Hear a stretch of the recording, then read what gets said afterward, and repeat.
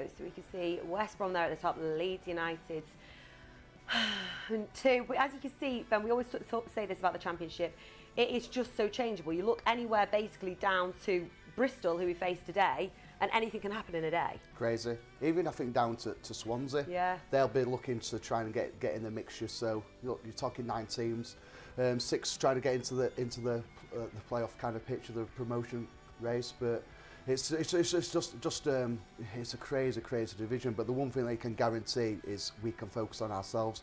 Big game today, just trying to keep that 3 points, get the 3 points, keep Bristol City away from us that little bit more. But obviously, it's only natural. You do look at the other teams, where they're playing. Obviously, the West Brom result coming in, Forest getting that late equaliser. So, 2 main rivals drop points around us, which is it's good. It bodes well for us, but only if we can back it up with 3 points today. And why do you think, Ben, why is it so changeable in the Championship? Do you think it's just inconsistencies? Massively.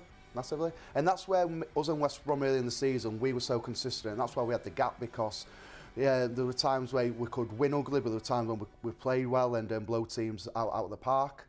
But then over the last 6 to 8 weeks, we haven't been consistent enough. It's depends on either box, just a lapse of concentration, individual mistakes have been getting punished, and a lot of these things just haven't been going our way. So, look, the Brentford performance were a really good marker, almost felt like turning a corner, starting afresh, and thinking, right, 14 games now to go. No one's going to help us get over the line. No one's going to gift us promotion, so you've got to go out there and earn it. And it's so important to have that confidence, isn't it? Massively. And look, the boys are a confident bunch. Like, you don't get to second in the table, being at top for quite a lot of it as well, without being confident. And again, it's not an arrogance. It's just you're a good team. You've got a good group of players, but it's having the confidence, getting on the ball. We speak about bravery. And it's not tackling. It's not winning 50-50 challenges. Bravery is receiving a ball in a tight area. Bravery is taking a chance, being ruthless in front of the goal, making blocks at the opposite end. So that's the bravery. But one thing that we'll have, I think the crowd will be buzzing more than ever. It already is. Yeah, the atmosphere is so electric. We got down early to the ground and it was already busy, it was rammed outside. It was really good atmosphere, but that's what we're going to need. The crowd are going to need the boys and vice versa. I think as well, it was encouraging the midweek performance, and when they put in a good performance, they do get that back in, don't they? Oh, they do.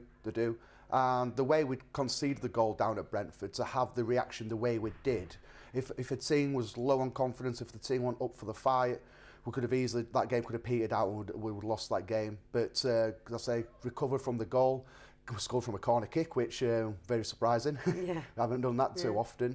But it felt like a good point. In my opinion, we did deserve the 3 points. But like I said, it just felt like turning the corner, almost like we hit rock bottom against Forest. Let's start little building blocks going forward now. And you're right, I think it's good mentally, probably as a player, to have those things to reflect on, so that if things aren't going your way, you can go, well, we did it before, we'll do it again. But how difficult is it as a player when there is a dip in confidence? How hard is it to get that back and gain that momentum?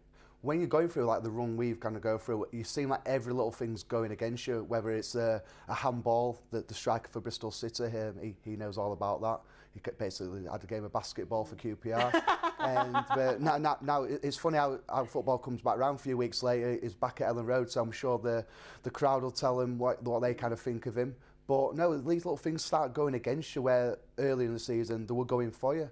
So you can start getting to like a little rut, start feeling down. And like I mentioned about the bravery, you might not receive the pass in the areas where you're earlier part of the season. So all these little things add up. But the one thing we do try and don't change his game plan. The philosophy is still there. They're still trying to play out from the back, so we're not all of a sudden lumping the ball forward, because that's not going to suit us whatsoever. But again, Tuesday we're getting the ball out wide, but we're mixing the crosses up and we're getting bodies into the box and causing the opposition trouble. And do you think that whole sort of not changing your game plan and consistency is behind Bielsa's decision to play Kiko, to have Kiko in goal? Yeah, and if Kiko needed a confidence boost, it's playing today, starting today.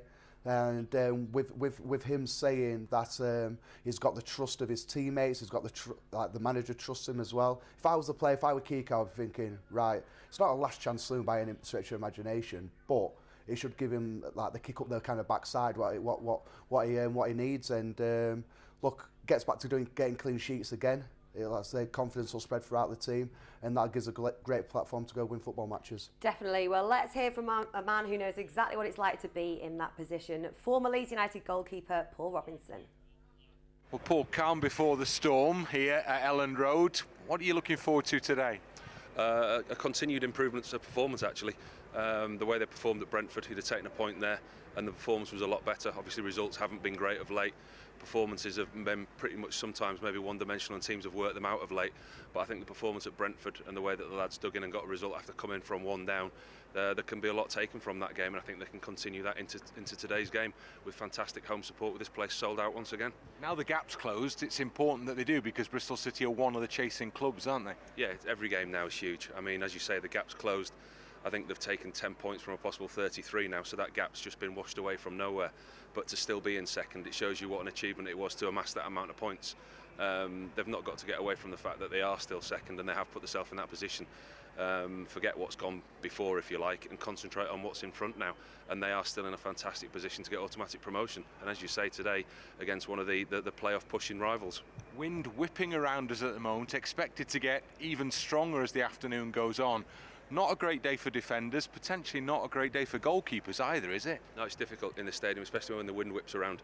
Wind is the worst thing for a goalkeeper. When the high ball comes in and the through ball, it's very difficult to judge. I used to hate it, whether it's training or playing. I train or play in any conditions other than wind. But as you say, it's going to be difficult today with the wind and rain, the storm that's forecast. So long as if we're 3-0 up, it doesn't get too waterlogged and have to call the game off. So difficult for take that though. Sorry, if it's difficult for a keeper who's high on confidence, but you might have a goalkeeper here who's fragile at best. He's had a bad run. Yeah, Kiko's. I feel for him actually, because you can tell when a goalkeeper's low on confidence, and he was that going into the Brentford game. And it wasn't so much a mistake, more of a lapse of concentration, and it was just one of them things that just compiles on top of everything else. And when it's under the scrutiny, people are scrutinising it, and it's obviously highlighted a lot more. But the manager's come out, he supported him, which is fantastic, which is all you can want as a goalkeeper. And he said that he's playing today. His age and his experience is on his side. Before this run of games, his lack of form has coincided with the team's lack of form as well, so it's not just down to him. He was playing very well before. He was making crucial saves, match-winning saves. I remember here a game, I think it was Hull City, when he made his save at 1-0, and we went down the other end and made it 2-0 and won the game. So before this run of games, he was in great form, and I think it will only take one game or one clean sheet for him to get back to that. So that's today. Looking a little ahead, there's a big game against Bayern Munich coming up at this very stadium. Lots of your former teammates involved, but no Robinson on the team sheet. No, unfortunately I'm not. I think I'll be working. I think I'm going to be away working with the international games, obviously the international break. But it's going to be a fantastic occasion to get the likes of Bayern Munich here for such a big occasion. And as you say, some of the old boys from the Champions League, some of the boys in management now look a bit older, but they still look fit enough to play. I think it'll just be a great occasion, a real celebration of football. You know what it means to Leeds fans as well, because even from your time at the club, that 75 European Cup final, it still rankles here, doesn't it? Yeah, absolutely. The past glories of this club always ring true and ring through, and supporters are very, very well aware of that. And we were the nearly bunch, if you like, my generation. Got to the semi-final and didn't quite get there, and we haven't been anywhere near it ever since. And I think times like this, a game like that to celebrate the past glories, it's going to be a great occasion, hopefully with a lot more to come in the future with this set of players and this manager.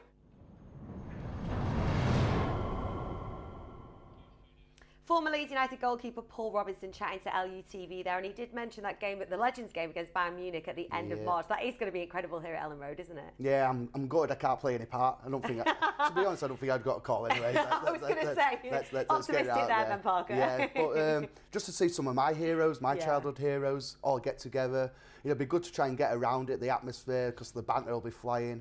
But I'll say any fan out there, get ticket spot, because it'll be a great occasion. Yeah, it's going to be a good one. That the 28th of March here at Elland Road. And he mentioned as well, Storm Dennis, that we've got. Not great, we heard Paul say, not great for defenders or goalkeepers, is it, this weather? Oh, it's a nightmare. You ask any footballer, the worst condition to play in is wind, and especially like Paul Robinson there for a goalkeeper as well.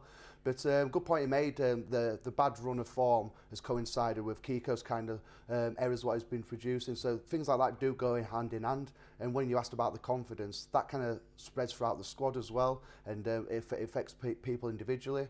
But now, like I said, after a good performance against Brentford, hopefully people start getting back on the right track now. Should we blame Storm Kira then for Kiko's mistake? Kira, Dennis, throw all the storms into the mix. Yeah, there you go. It's not your fault, Kiko. But who are the main threats that we have to look out for in Bristol City? Well, we mentioned Eliasson. Yeah.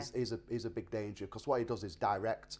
He'll be playing on the right-hand side usually, and what he usually does, cuts onto his left, but he can also go down the line on his right. So Stuart Dallas, who had an excellent game midweek, he needs to do a good job. We've seen him here against Jared Bowen, where he was excellent at left back, so similar type of performance. But then also Andreas Weidman on the other side. I've always liked him. He's a good player, he works hard, he's decent on the counter-attack. With Naki Wells down the middle as well.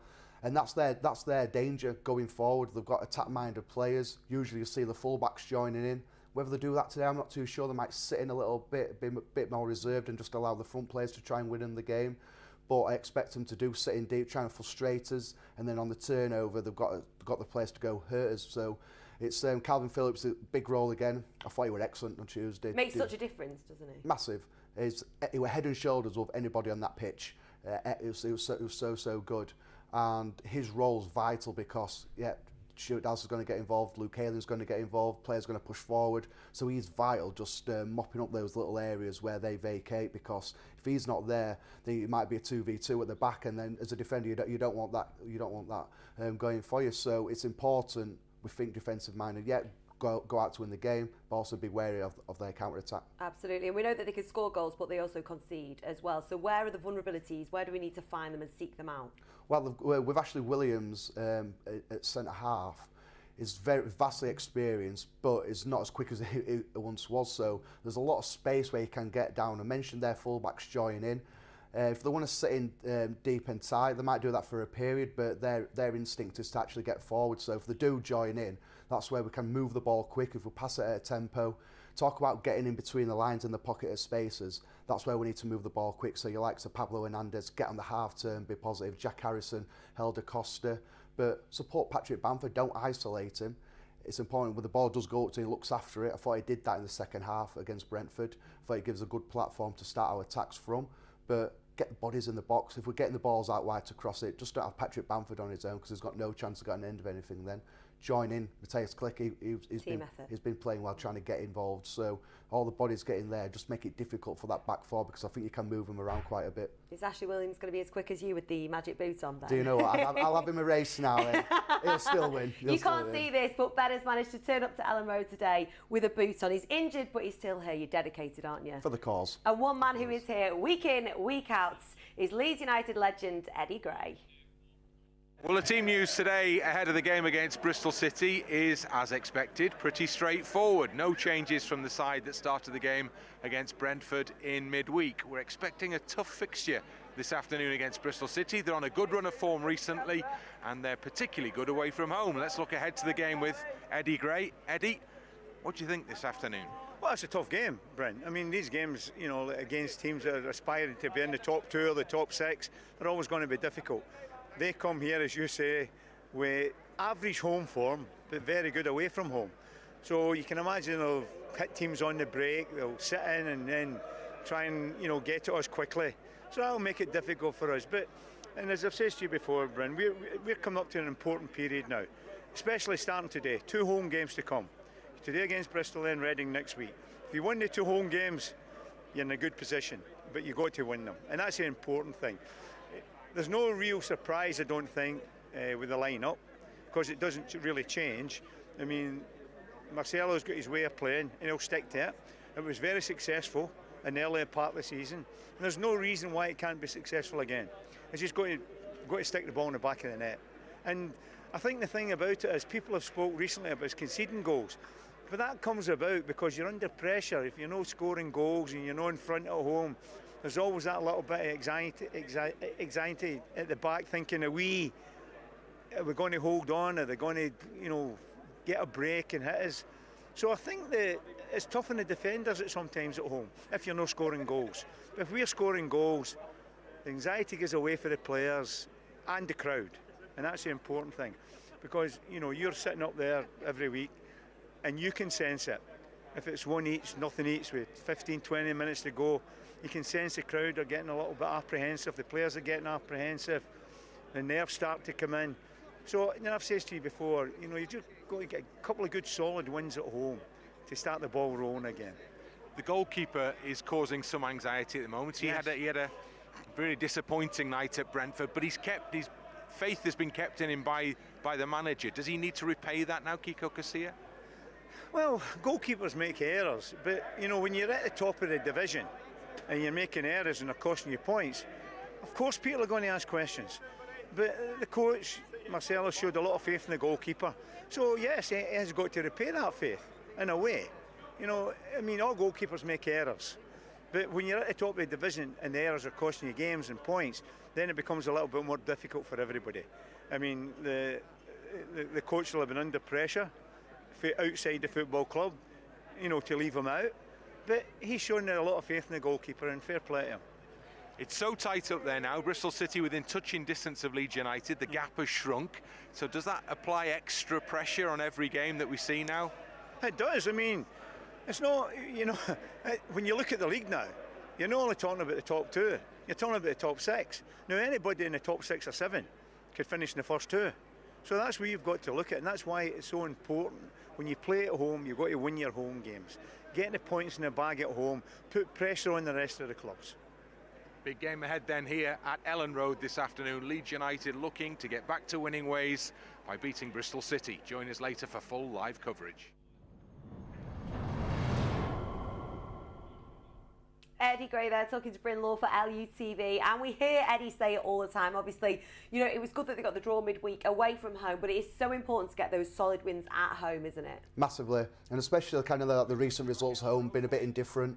Get back to winning. 2 games coming up now today and next Saturday, both at home. 6 points is a must. If we want to finish in the top 2 or have any aspirations to do that, you've got to start winning at home games. Business end of the season now. 14 games to go sounds a long time. But believe me, it'll go so quick. Yeah. The season will be done and dusted before we know it. So it's important we start getting back to winning ways, and it's got to start today against one of his rivals. Definitely. And he was talking there as well about Marcelo Bielsa's decision to stick with Kiko Casilla.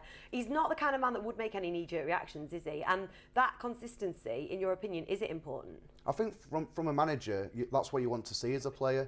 When he's been a bit rash and a bit inconsistent with his decisions, that kind of makes you a bit on edge as a player. You're thinking, well, if he's making all these rash decisions, it kind of suggests that he hasn't really got an idea or a way that he wants to go about things. So from a player's point of view, if he's got everything in order, how he wants to do, at least you can concentrate on your own job. Absolutely, and reinforces that confidence. Well, one man that is going to be a crucial part of today's game is Calvin Phillips. Let's get his thoughts. Well, Calvin, good to be back at Ellen Road for you.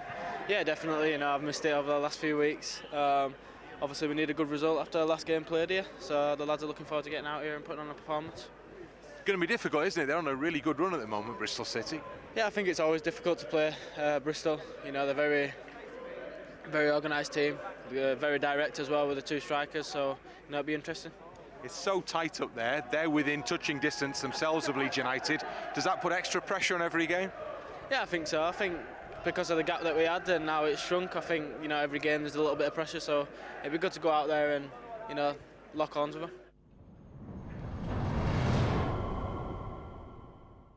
Calvin Phillips there saying he's missed playing. We've certainly missed him, haven't we?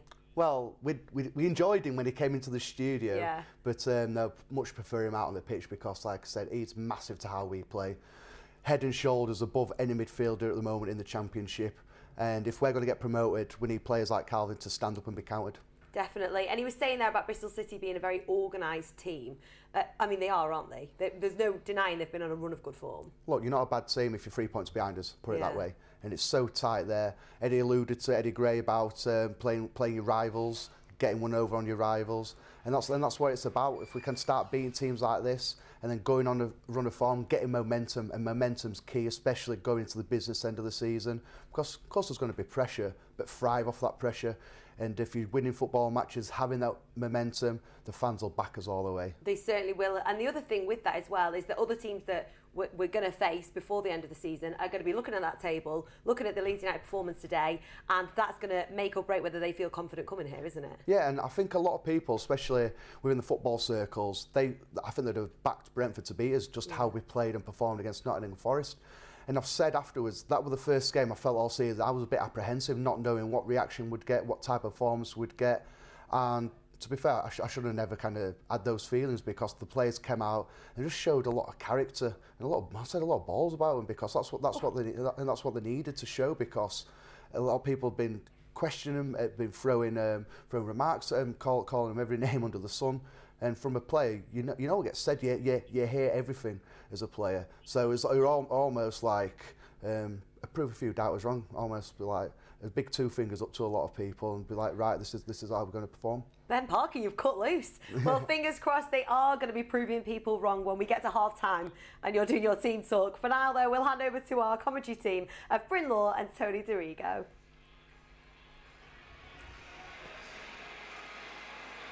Thank you, Emma. Well, it's the calm before the storm. The storm, we're told, is a brewing and on its way to Ellen Road. At the moment, it is lashing down with rain.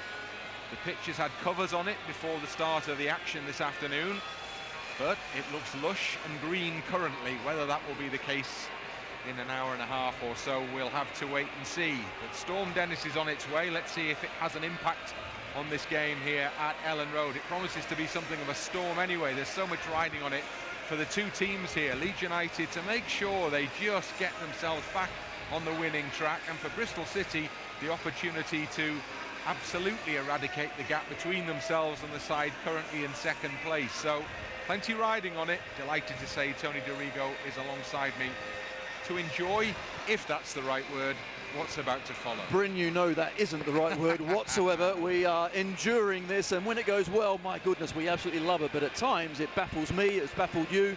And this is one of those games where you think, right, boys, this is the time now to step up. But you're quite right, there's so little space between the top 10 or 12. You know, they all realistically think they can go to this last part of the season in with a chance of promotion. I've never known anything like it. Yeah, and when you've got Bristol City just outside the playoff places at start of play, but all set for a pretty big leap up if they could get something here at Ellen Road. You see that nobody is ever going to give up on any game at this stage of the season. That's probably going to be the case right until the end. We've seen it already today with Nottingham Forest, who were down in added time against West Bromwich Albion, the leaders, but still coming up with an equalising goal. You saw it last night where Swansea City were in the lead in added time at Hull City, having come back from 3-2 down to be 4-3 up. That game ended up 4-4. This is the craziest of leagues, and anything can happen. Two teams coming out onto the playing surface now, and the Leeds United side has a very familiar look to it. Manager made it clear in midweek that there was no way he was dropping Kiko Casilla whatever happened at Brentford, so Casilla it is who's in goal for Leeds, and the other 10 exactly as they were for the start of the game at Griffin Park. Tyler Roberts fit again and back on the bench. That isn't the case necessarily though with Bristol City, because despite winning their last game in midweek against Derby County, Lee Johnson really has run the changes for them, and he's brought 4 players in. Baker, Wyman, Callas and Masengo all come into the starting lineup for Bristol City, so the old adage about never change a winning side is certainly not one that Lee Johnson appears to adhere to, so he has made changes. It will be very interesting to see what sort of reaction Naki Wells gets, the man who scored the controversial goal for QPR against Leeds just a couple of weeks ago. Handshakes all round, formalities almost complete. The wind is swirling around inside Ellen Road. It's not at storm force just yet, but that is the prediction in terms of the forecast for the afternoon, that between the hours of 3 and 5 things could get a little bit more interesting. Leeds United all in white and Bristol City all in red, so traditional colours for the two teams. Traditional build-up as far as Leeds are concerned, as well as the players go towards the centre of the park to take part in the huddle. Just a few hugs. Kiko Casilla gets a pat on the back of the captain, and I think it'll all be all eyes on Casilla, certainly in the opening stage of this game, because the conditions are not going to be favourable, we would imagine, for goalkeepers anyway, are they? You're absolutely right. Yes, certainly the wind is always a problem. Must admit, when I was playing, didn't mind the cold, the rain, but that swirling wind is difficult. And of course, if I was Bristol City, I'll be getting that ball in and around Kiko's crossbar, and that's what he's going to have to certainly be concentrated on. Make sure he makes no mistakes. Well, the Head coach Marcelo Bielsa, who we can see now on our monitor screen, has shown great faith in his goalkeeper. So I think there'll be many who would say the opportunity is there for the goalkeeper to repay that great faith with a impressive performance for Leeds United this afternoon. Plenty of others have jobs to do as well, and whilst Leeds have conceded, at times they've found it difficult to score goals as well. So if you put the two elements in place in these closing stages of the season, we've seen nothing to suggest that Leeds United shouldn't have a really good chance of getting themselves up to the next level, the Premier League. For both of these teams, that remains the aim in the business weeks of the season. Leeds United will get us underway, and they will defend the Kop end in this first period, and they will kick towards the south stand, and that is very much as we like it. Patrick Bamford stands over the ball, and the referee checks with both of his assistants and the goalkeepers, and the atmosphere levels are ramped up here. Storm around us, potential storm out on the pitch as well. Leeds play the ball out wide to Jack Harrison every game with so much riding on it now. And Leeds United's recent form has not been good, and Bristol City's recent form has been much better, and now the time is possibly right to suggest that Bristol City might fancy this one, given their recent away form. 3 consecutive away wins. They've won 6 of their last 10, and after a very poor January, things have certainly picked up for them in the new year. The team is completely different pretty much to the one that played Leeds at the start of the season, and Lee Johnson has continued to strengthen right up until the 11th hour on deadline day, and he has new players in the side today. But Leeds attack with Harrison, far side of the penalty area, and he tried to cut the ball back for Stuart Dallas, and it was intercepted. And it's going to be a Leeds corner kick in the opening stages of this game. Really is an excellent start. Harrison's clean through on the left-hand side. Plenty of runs being made inside the box, but look how many red shirts are in and around that danger area. They cut it out.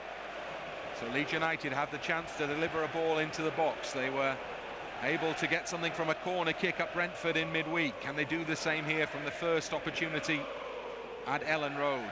It goes in short towards Helder Costa on the penalty spot. It's a really good corner kick, and Costa had made a diagonal run and met the ball, and it was diverted behind for another corner. That's a great effort. Jay Da Silva, the defender for Bristol City, just about gets there. And Costa just limping away as well. Hopefully he's okay. Here we see it again. Good corner kick routine. Well, Jay Da Silva has stayed. Now there's the strength of the wind, because as Calvin Phillips put that ball down, the corner flag bends behind him and the ball runs feet off the corner kicking position. That's how strong the wind is. The ball whipped in towards the keeper now, and it's just wide. Header from the edge of the 6-yard box, and Leeds United in these very opening stages through Liam Cooper come very close again. Well, it's a fantastic delivery as well. Always difficult with this swirling wind. And we saw Coops, of course, score down at Brentford, and this time he gets up nice and early in the middle of the goal, coming at him very quickly. Just couldn't direct it on the target. Promising start from Leeds United. Inside 3 minutes, 2 opportunities created. And let's watch this goal kick, and it drops like a stone on about the halfway line.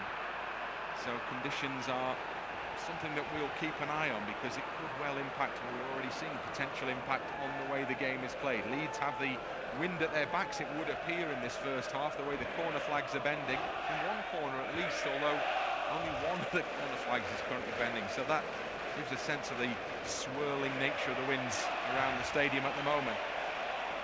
Sengo is one of those who's come into the side for Bristol City, has his first touch, but it's intercepted by Calvin Phillips.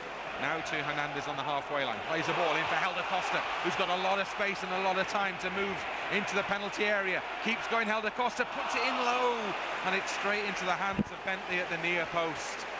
And he had Bamford waiting at the far side of the 6-yard box, and Click arriving around about the penalty spot. And of the options, maybe that was not the right one ultimately. Well, unfortunately, by the time he actually got there and looked up, Bristol City was certainly back. Needed someone on the edge of the box just to stroke it home, but that's a couple of times now. Once on the left-hand side with Harrison, now on the right with Costa, getting in behind them nice and early. Leeds looking to exploit space and maybe looking to exploit this really strong, well, breeze is hardly the word for it, at their backs at the moment as Cooper carries the ball strong up towards the halfway line.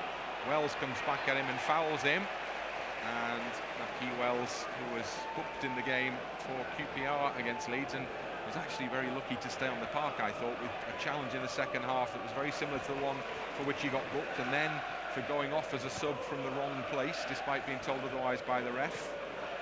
And he's straight into the spotlight in terms of committing a foul in the opening stage of this game, but nothing is made of the free kick, and the ball is over the near side touchline, and it's going to be a Bristol City throw in midway inside their own half. Down the line it goes, over the halfway line. Phillips waits underneath it, nods onto Ayling, who just hooks it forward, and the ball comes back towards Luke Ayling, but over the near side touchline, and Leeds United will have a throw in, and Leeds number 2 will take it. In it goes to Pablo Hernandez. Leeds just one win at home in 2020, and that was against Millwall when they had to come from behind in dramatic circumstances to win it. They attack now with Stuart Dallas.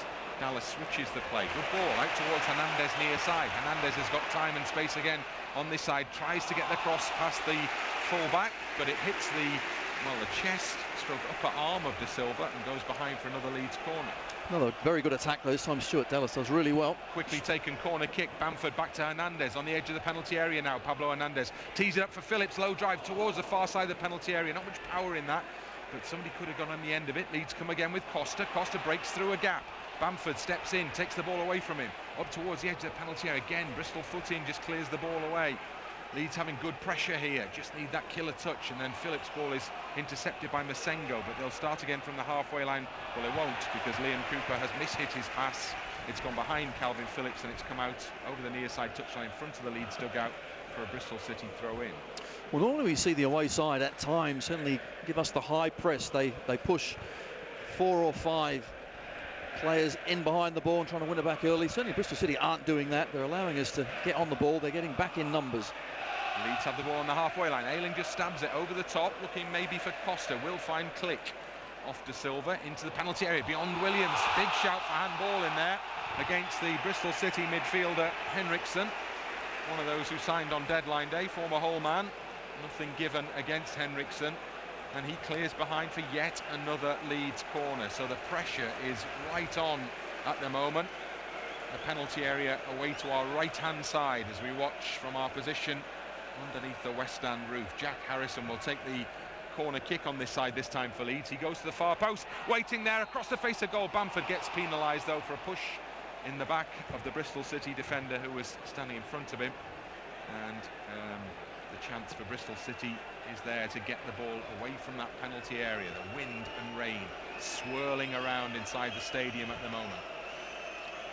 Harrison here with a decent corner kick as well. Of course, his corner kick at Brentford come to the goal, but unfortunately the foul's been given. But good pressure so far from Leeds, non-stop. Bristol City just sitting there trying to just work their way through this 10-15 minutes, but finding it difficult. Leeds have a very good record against Bristol City. Very, very few defeats. In fact, one in the last 15 meetings between these two teams. You see that ball then from the kick, it's gone all the way through now. Carried, so yeah, the swirling wind is crazy. The early one was held up at the halfway line. This one isn't, so it's not easy conditions. So certainly, from the back, the keeper, the centre half, just got to be really mindful of that.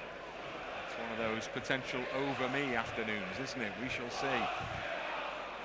Ben White from the back for Leeds along the ground, which is probably where the ball's safest. Hernandez, first touch poor, and he loses the possession. And Bristol City gain the possession midway inside the Leeds half as a result. Click comes across and commits a foul, and just a little nudge in the back of Patterson causes the free kick to be awarded to Bristol City. And now it's the away team who, for pretty much the first time in the game, have an opportunity to get the ball up close or into the Leeds United penalty area. Patterson, the man who was fouled, stands over it now, and the referee brings Pablo Hernandez the requisite, and Jack Harrison the requisite distance away. In fact, Jack Harrison drifts off anyway into the middle of the park to pick up Masengo, who is standing just outside the area. Ball is swung in, and it goes over the head of everybody and just goes straight out for a goal kick. So the players are definitely trying to work it out here in terms of the conditions. Stuart Dallas picks up for Leeds down the left-hand side as he tries to move the ball forward. It almost blows against him there. Harrison now on the touchline. Down the line it goes, takes a little clip off a Bristol City foot, and Leeds take a quick throw in. Too quick, as it turns out, too far forward.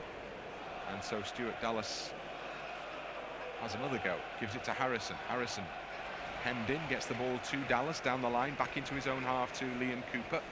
Cooper thinks about going square to White, thinks again, goes wide instead to Dallas. Dallas short passing field to Phillips, back to Cooper. And now Cooper plays it wide again, left side to Stuart Dallas, up towards the halfway line now.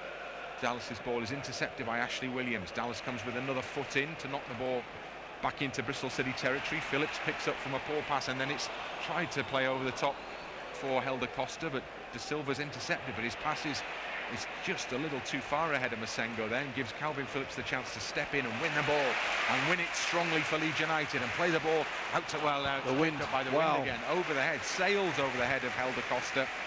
And I think it's one of those days when you've surely got to try and keep it on the ground, unless you think you can exploit that higher ball. Well, the problem is, as soon as it goes up there, it gets affected badly, doesn't it? That one just took off mid-air, straight over Helder Costa, but great play initially. Here's the earlier chance, click through. Henriksen, yeah, handball, but I don't think it quite hit his arm, but gets away with it.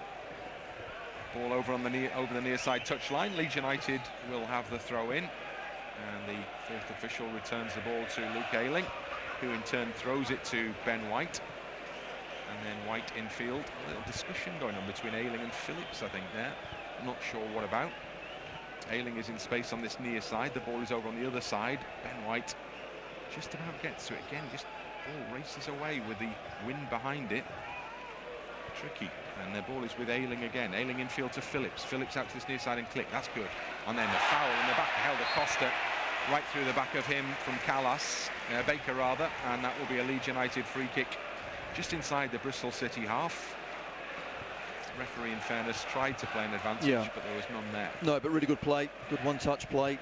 Leeds take the free kick quickly. Bamford back to the edge of the centre circle, and Dallas wide left side touchline to Jack Harrison. Harrison tries to drill a ball into the penalty area. Comes back to Harrison from Ashley Williams. Now Harrison trying to make space for a shot maybe. Bamford forced away from goal by Williams, and so brings the ball out to the near side, and Ayling. Good play from Bamford. Ayling into penalty area. Helder Costa cuts the ball back to the edge of the 6-yard box zone. Again, crowd of Bristol City players, and it was Henriksen who got his foot behind it to be able to clear, and suddenly there's a break on at the other end for Bristol City, and the attack is led by Wyman, but a great challenge on Wyman from Liam Cooper. Now Cooper to Ayling, and Leeds can swing the ball back into the Bristol City half again as Ayling plays for Costa in the channel, out to this right hand side, and Pablo Hernandez sees Bamford's running the penalty area. He gets to it ahead of Ashley Williams, but his touch is a little heavy and it goes behind for a goal kick. Well, certainly a good idea. It was pinged into Bamford, couldn't quite get it under control. That's the only worry that Leeds have got, really, is on the counter-attack. Bristol defending in numbers, but when they do go forward, got to watch Naki Wells and Wyman, but there Bamford unfortunately couldn't get hold of that one. I suppose that's what he's done really well this season. Bamford got better at holding the ball up, not on that occasion though. So goal kick, which David Bentley, the Bristol City goalkeeper, will take, former Brentford man. Bentley just ushering teammates up towards the halfway line, obviously confident he can clear it with this, and he does by some distance, and it bounces over the head of Jack Harrison, a long way back in Leeds half. The ball is to be won on the far side touchline, and it's Bristol City who come away with it. Masengo infield to Wells. Wells gets the ball back and then chips it over the top looking for Byman, and then it's headed into the centre circle, and Helder Costa should pick up for Leeds United. He does. Ben White to Ayling. Ayling surrounded by red shirts, gets it out to this near side, and Costa's come deep to help defensively, has the possession, still Helder Costa, and goes all the way back to the edge of the penalty area to Ben White, and then it goes back to Kiko Casilla, and Kiko Casilla, just a little catch in the voice. Kiko He's Casilla all right. plays the ball to Liam Cooper, and Cooper back to White again, and then Matthias Klick back to Luke Ayling, and then Klick gets it back and then goes back again to Ayling. Leeds passing the ball around crisply at the moment. What can Ayling do here? A lot of channels closed, goes through the middle looking for Costa. It comes for Phillips instead. Phillips through the middle for Leeds, midway inside the Bristol City half. Now Klick thinks about an early delivery, but Ayling's gone outside him if he needs him, curls across in looking for Bamford, headed away by Williams for Bristol City, and then cleared into touch over the far side touchline. So Leeds begin to put that pressure back on the Bristol City penalty area again. They take a quick throw in their own half, and Phillips has come all the way back in to pick up for Leeds, and now he gives it to White, and now Ayling on the right side touchline in the Bristol City half. Good link up play with Click. Now Costa, now Ayling, and then Ayling switches the ball with the outstep out to Jack Harrison, far side of the penalty area. Jack Harrison with a man in front of him, step over, goes for the byline, chips the ball up far side of the penalty area this time. It was a variation in the cross, didn't cut it back, but there was nobody there waiting that deep for Leeds United, and Patterson brings it away, well, temporarily at least for Bristol City. Then he's forced back to his own goalkeeper. Then Bentley with a clearance over the halfway line. White does well, reads it, heads it into Calvin Phillips' path, and as the ball rolls to Liam Cooper, you can see it trace a path across the pitch there, and that, I think, is the sign that it's getting pretty wet underfoot. You're right, a little damp out there as well, swirling winds, but so far Leeds are coping with the conditions well. They keep it on the ground, they're moving it quickly and nicely across the turf. Ben White picks up on the near side of the penalty area as centre circle as we look. Now to Costa. Costa out wide to Hernandez, continues the forward run. Can he keep this in play? It's a great ball, and there's a cross into penalty area invitingly, comes out for Luke Ayling. He chests down, he drives in, and it's blocked, and it comes back to Ayling again, and he puts the shot across the face of goal. Harrison picks up far side of the penalty area, tees it up for Dallas. Dallas drives, blocked again, comes back out for Click. Click drives forwards, comes out for Ayling! Oh yes, Luke Ayling! He finishes it off. Shot after shot after shot. It breaks for Ayling, close range, and he stabs the ball in the net for Leeds United 1, Bristol City 0. At last, after being a great start to the game, keep trying, keep shooting, and eventually it has to go in. And Ayling is the one. He started it all as well with a great move in the right back position. He carried his momentum through, stayed inside the box. We're having a laugh about it now, but I tell you what, it's a great finish. It was pinging around the box. Bristol City survived 1, 2, 3 attempts, but surely they couldn't keep it out. Luck has to change, and when it does come out to Ayling, it's in the back of the net, left foot as well. I've got to say, he has scored some important goals for Leeds United, and I think none more so than this one here. Good control, bit of a ricochet against Baker as well. It doesn't matter, it's in the back of the net. And credit Matthias Click, because he had the foresight in the middle of a real crowded penalty area with all sorts going on there. Instead of having to go at goal, pick the pass out. Absolutely right. Calm, composure, but it was coming. Well, more of the same, please. The ball over the top. Bamford's almost going to get there ahead of Bentley. Bentley just arrives at the ball before Patrick Bamford does. Offside. And an offside flag up against Wyman. And Leeds United have a free kick 10 yards or so inside their own half. Matchday Live on LUTV, brought to you by Deliveroo Food Freedom. Leeds United 1, Bristol City 0. Luke Ayling on target again for Leeds United. Goals from other players could be crucial in these remaining weeks of the season. The contribution not all falling on Bamford's shoulders. Cooper, who notched, of course, at Brentford. Dallas out wide on the touchline, infield to Pablo Hernandez. Not just the wind and the rain swirling around Ellen Road now, it's the sound of marching on together as well. Fine atmosphere here, another sellout crowd. Click over on the far touchline, infield to Pablo Hernandez, midway inside the Bristol City half. He plays the ball inside a gap down the channel, and Williams just about got in there for Bristol City to clear, and actually came off the foot of Click as the ball went over the touchline far side, so Bristol City have a throw in. And Leeds United try and keep them penned in there. It's quite a throw. It's launched down the touchline. Phillips is there for Leeds, good close control, and Calvin Phillips is just knocked to the ground. Juggling the ball there, Calvin Phillips, 1, 2, 3 keepy uppies, and then he was knocked over, so that brought an end to that little display of skill. And Leeds take a quick free kick, short, back to Hernandez. Now he goes longer, and he's picked Ayling out again, edge of the penalty area, takes it down on the chest, and then Ayling looks infield and saw a run there, but he couldn't pick the pass out. Gets a foot in to put pressure back on Bristol City before De Silva picks up and carries it forward and over the halfway and gives it away there. There's a chance for Leeds to break now. Hernandez picks it up on this right-hand side. De Silva gets back into a defensive position, but Costa's in the game now, and then challenging Henriksen, who slides in on Helder Costa, and Leeds have a throw-in as a result. Luke Ayling gets the ball off Hernandez, and then plays it back to Hernandez, and then Hernandez looks for a ball, and he's found Costa in the penalty area, still going Helder Costa on the left foot. Oh, it's well saved. Bentley comes for Dallas, it's hit the bar, and it's offside against Bamford. Goal won't count. Leeds United thought they had the second strike there, but Bamford, when the ball came to him, was standing in an offside position, and Leeds thought they had a second. They didn't. Incredible.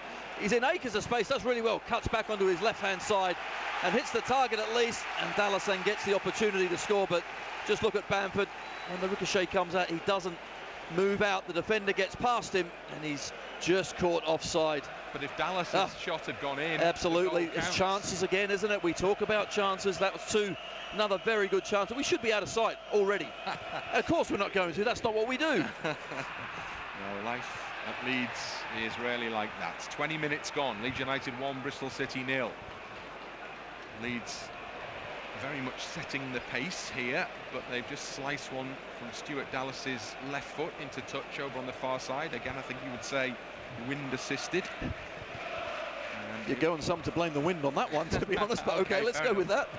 I'm giving him the benefit of the doubt. Well, he's just put another one into exactly the same position. Yeah, it's windy then, that's it. So 2 Dallas clearances into touch far side in the front of the east stand, and so Bristol City have the throw in. Callas has gone up to take it.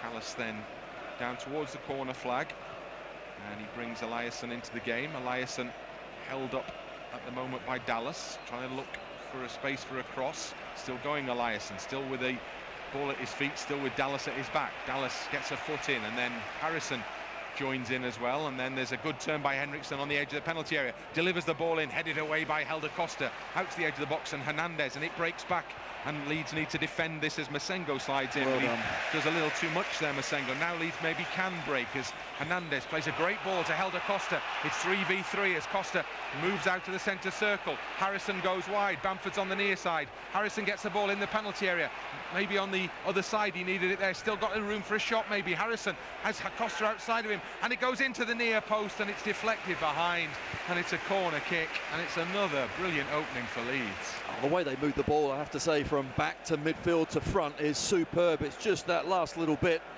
Leeds United all season could have got that right. I really do believe they'll be 10-12 points clear, but they can't. But there again, really good opportunity. Costa almost ran on top of Harrison in the end. No real decisive finish there, but good play. So Leeds have another corner kick over on the far side, and Calvin Phillips is going to take this one. In swinger surely. In it comes towards the edge of the 6-yard box from where it's headed clear, as far as De Silva, far side, who rolls past Helder Costa and gets the ball over the halfway line, and suddenly Eliasson has a bit of space, but he's really well closed down by Stuart Dallas, and then Phillips back in his own half gets the ball. Liam Cooper just puts her hands up to say calm down, slow it down, doesn't need to be full pelt all the time. Leeds find Hernandez in space anyway on this right-hand side, and then there's a ball over the top. What a ball over the top to Bamford. Great turn, drives just wide. Well, that would have been a fine goal, set up by the vision of Pablo Hernandez. Great first touch from Patrick Bamford. Shot just didn't quite match the build-up. No, it didn't, but it was superb because Bamford knew where his defender was, gave him the slip with a great touch inside, and had to take it nice and early. Could have even had another half a second or so there. Don't normally get that opportunity, but Williams was nowhere near him. Good effort.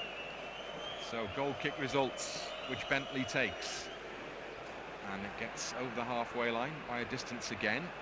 Headed there by Cooper, looking for Bamford, picked up though by Ashley Williams. Williams down the far side touchline, where it's met again by Liam Cooper, and once more just slices through the ball. Yeah, but it took off the turf then. Absolutely, whatever it is down that far side, there's certainly some swirling wind. Stuart Dallas, I take it all back. It looks absolutely horrific down there. And what is really important in these sort of games is when the ball's in the air, get to it before it bounces. Don't allow the thing to bounce, because it's just shooting off that turf. Well, I've got to tell you, it's raining pretty heavily here now. Now the pitch has taken a soaking in recent weeks anyway, so at the moment okay, but we are forecast potentially up to 100 millimetres of rain today. We shall see. Ball is headed away from the throw-in. Goes all the way back to Bentley in the Bristol City penalty area, and he meets it just before it rolls into the box with the foot, and then it bounces all the way to the other end, and Liam Cooper just, yeah, it's okay, it's all cool, it's calm. He dives and heads comfortably into the hands of He Kiko knew there was Garcia. no one there. Come on. There was nobody behind him, and he didn't actually have to do it. And so Leeds have the ball over on the far side with Stuart Dallas, who gives it back infield to Liam Cooper. And then Cooper to this near side and Ben White. And then White to Ayling, goal scorer. And Ayling over the top. That's a lovely ball to Helder Costa. Helder Costa's level with the edge of the Bristol City penalty area. Brings the ball infield now. He's looking for a bit of help. De Silva stuck to his task to close things down. Ayling has it back, and then Ayling rolls the ball in nicely to Pablo Hernandez. Hernandez chips it up to the far post. The team sheet goes flying across the front of the gantry there as we watch from somewhere away to our left-hand side as a huge gust of wind suddenly blew up. And conditions are not getting any easier. They're getting worse, aren't they? They really are swirling out there. So throwing over on the far side to Bristol City. I'm glad we're under cover, that's all I'm saying. Not everybody in the stadium at the moment, unfortunately, can say the same. As the ball is over on the far side, Masengo knocks it forward. Phillips gets a foot in for Leeds. Ball goes out over the far side touchline. And it will be a Bristol City throw in. And the man who's gone across to take it for them is Callas. Brought back into the team for this game this afternoon, the Czech player. Former Chelsea man. Callas down the line. Straight onto the foot of Phillips, straight into touch again off the heel of Harrison. And so a little lull in the action here as the ball is stuck over on that far side, which I think is possibly due to the fact that the wind is taking it over there. So maybe the play, you're going to see quite a lot of the play on that side if that's the natural intervention. Leeds trying to get out of there, but again goes over the far side touchline. This is not dissimilar to the spell of play we saw at Brentford in midweek. Only a good 5 minutes played out on one touchline down below us there. Leeds try and get out of that position now. The ball crosses the halfway line and then comes back into Leeds territory. Now Ben White delivers it to Luke Ayling. Luke Ayling forward to Hernandez, who just pops a pass off to Helder Costa on this near side. Helder Costa looking up, gives it to Ayling. Ayling probably back to Costa, goes over the top looking for Click. It's headed away by De Silva, who's been a busy man at full-back for Bristol City. Ayling gets it back on this near side, can't keep the ball in play though, and that will be a Bristol City throw-in. And it will be De Silva who's come over to this near side to take it for them. Midway inside the Bristol City half. Down the line it goes to Ryman. It's lost, and Costa tries to turn away from De Silva, fails to do that. And De Silva gets the ball up to Wells just inside his own half. Wells then over the top. Garcia will come off his goal line up towards the edge of the penalty area and collect with his hands, and then throws it out quickly to Stuart Dallas on the left-hand side. Leeds in a hurry to get going again here. Ball played back then ultimately as they calm things down a little to Calvin Phillips in that deep lying role, and then Phillips to Ben White, and then White to the edge of the centre circle to Bamford, and Bamford doesn't quite give it back to Phillips, so Garcia comes out the penalty area instead. And now Ben White has it. Luke Ayling waits if anybody needs him, as Ben White can turn and go forwards. Now he gives it to Ayling, gets it back. There's a good little interplay between White and Ayling, and then Leeds go back to Phillips to start carrying the ball forward. He in turn knocks it wide to Cooper. And now Phillips spots the diagonal run. There's two men on this near side. Hernandez is one of the two. Ayling was the other. Ayling is outside and he gets the ball from Hernandez now. Tries to cut in towards the edge of the penalty area. It's surely a little foul from De Silva. Nothing given there as Ayling went to ground. De Silva carried the ball away. And Bristol City aimed to break with the ball way over to the far side of the pitch where Dallas waits. Cooper in attendance as well. Gets the ball to Harrison. And then back to Calvin Phillips. And then Ben White on this near side to Luke Ayling. Luke Ayling, really lively performer for Leeds so far.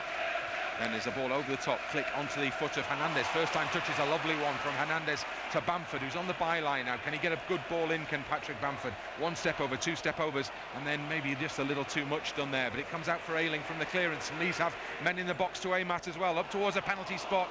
And last man back for Bristol gets the clearance. Leeds win it back. Helder Costa's in quickly. And now Ayling, now central position. Matthias Click. Click looking for a pass option. He gets it from Hernandez on this near side. Hernandez over the top. Lovely ball. Costa's onside in the penalty area. Costa tries to get the ball in. Maybe hesitated a moment too long there. Masengo was able to step in front of him, divert the ball behind for a corner kick. He shouldn't have been allowed to get back. There's no doubt that Costa is the wrong side of him now. Put it in. Instead he waits for the bounce. Too long. Midfielder gets back, but Bristol City at the moment, they're certainly defending in numbers. The 4-4-2, I think, is just allowing too much space for for us to play through them down the flanks, all very easy. Lots of noise around Ellen Road. Scarves above heads. We are the champions. Champions of Europe rings out. I'm sure you'll hear that a few times during that game against Bayern Munich, coming up on March 28th here at Ellen Road. It's all in the future, though. Lots of football to be played between now and then.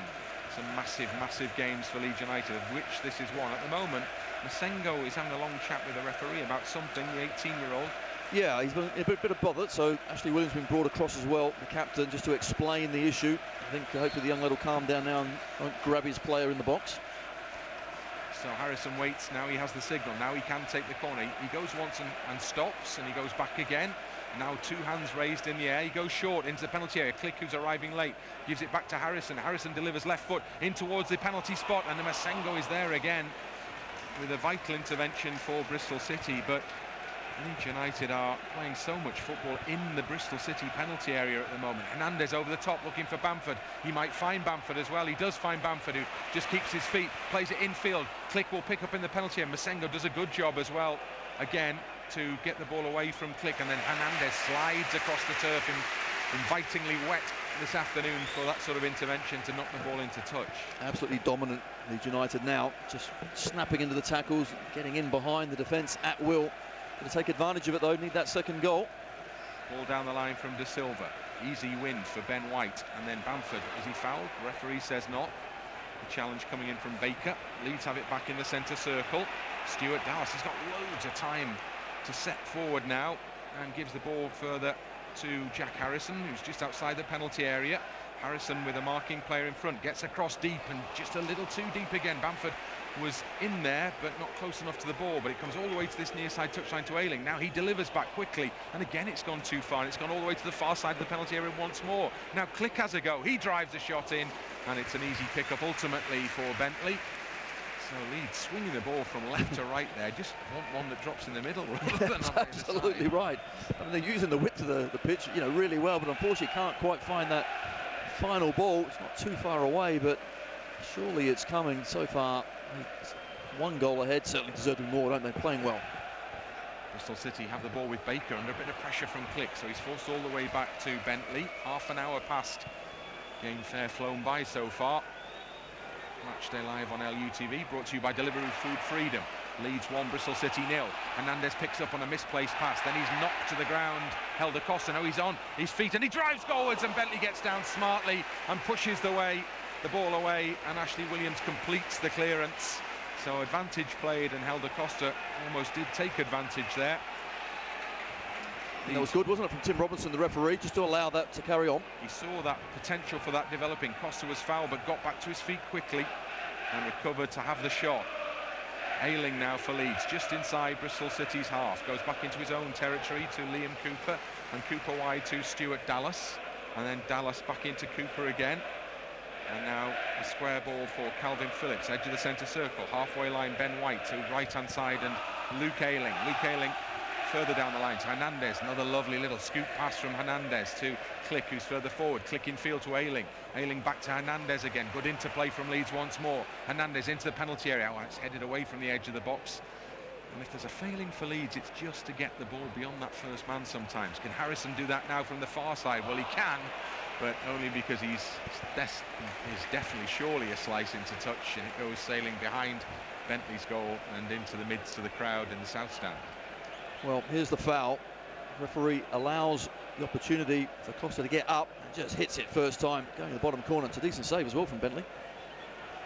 At the moment, you've got to say, Bristol City are chasing shadows. They can't get anywhere near. Leeds are popping it around them.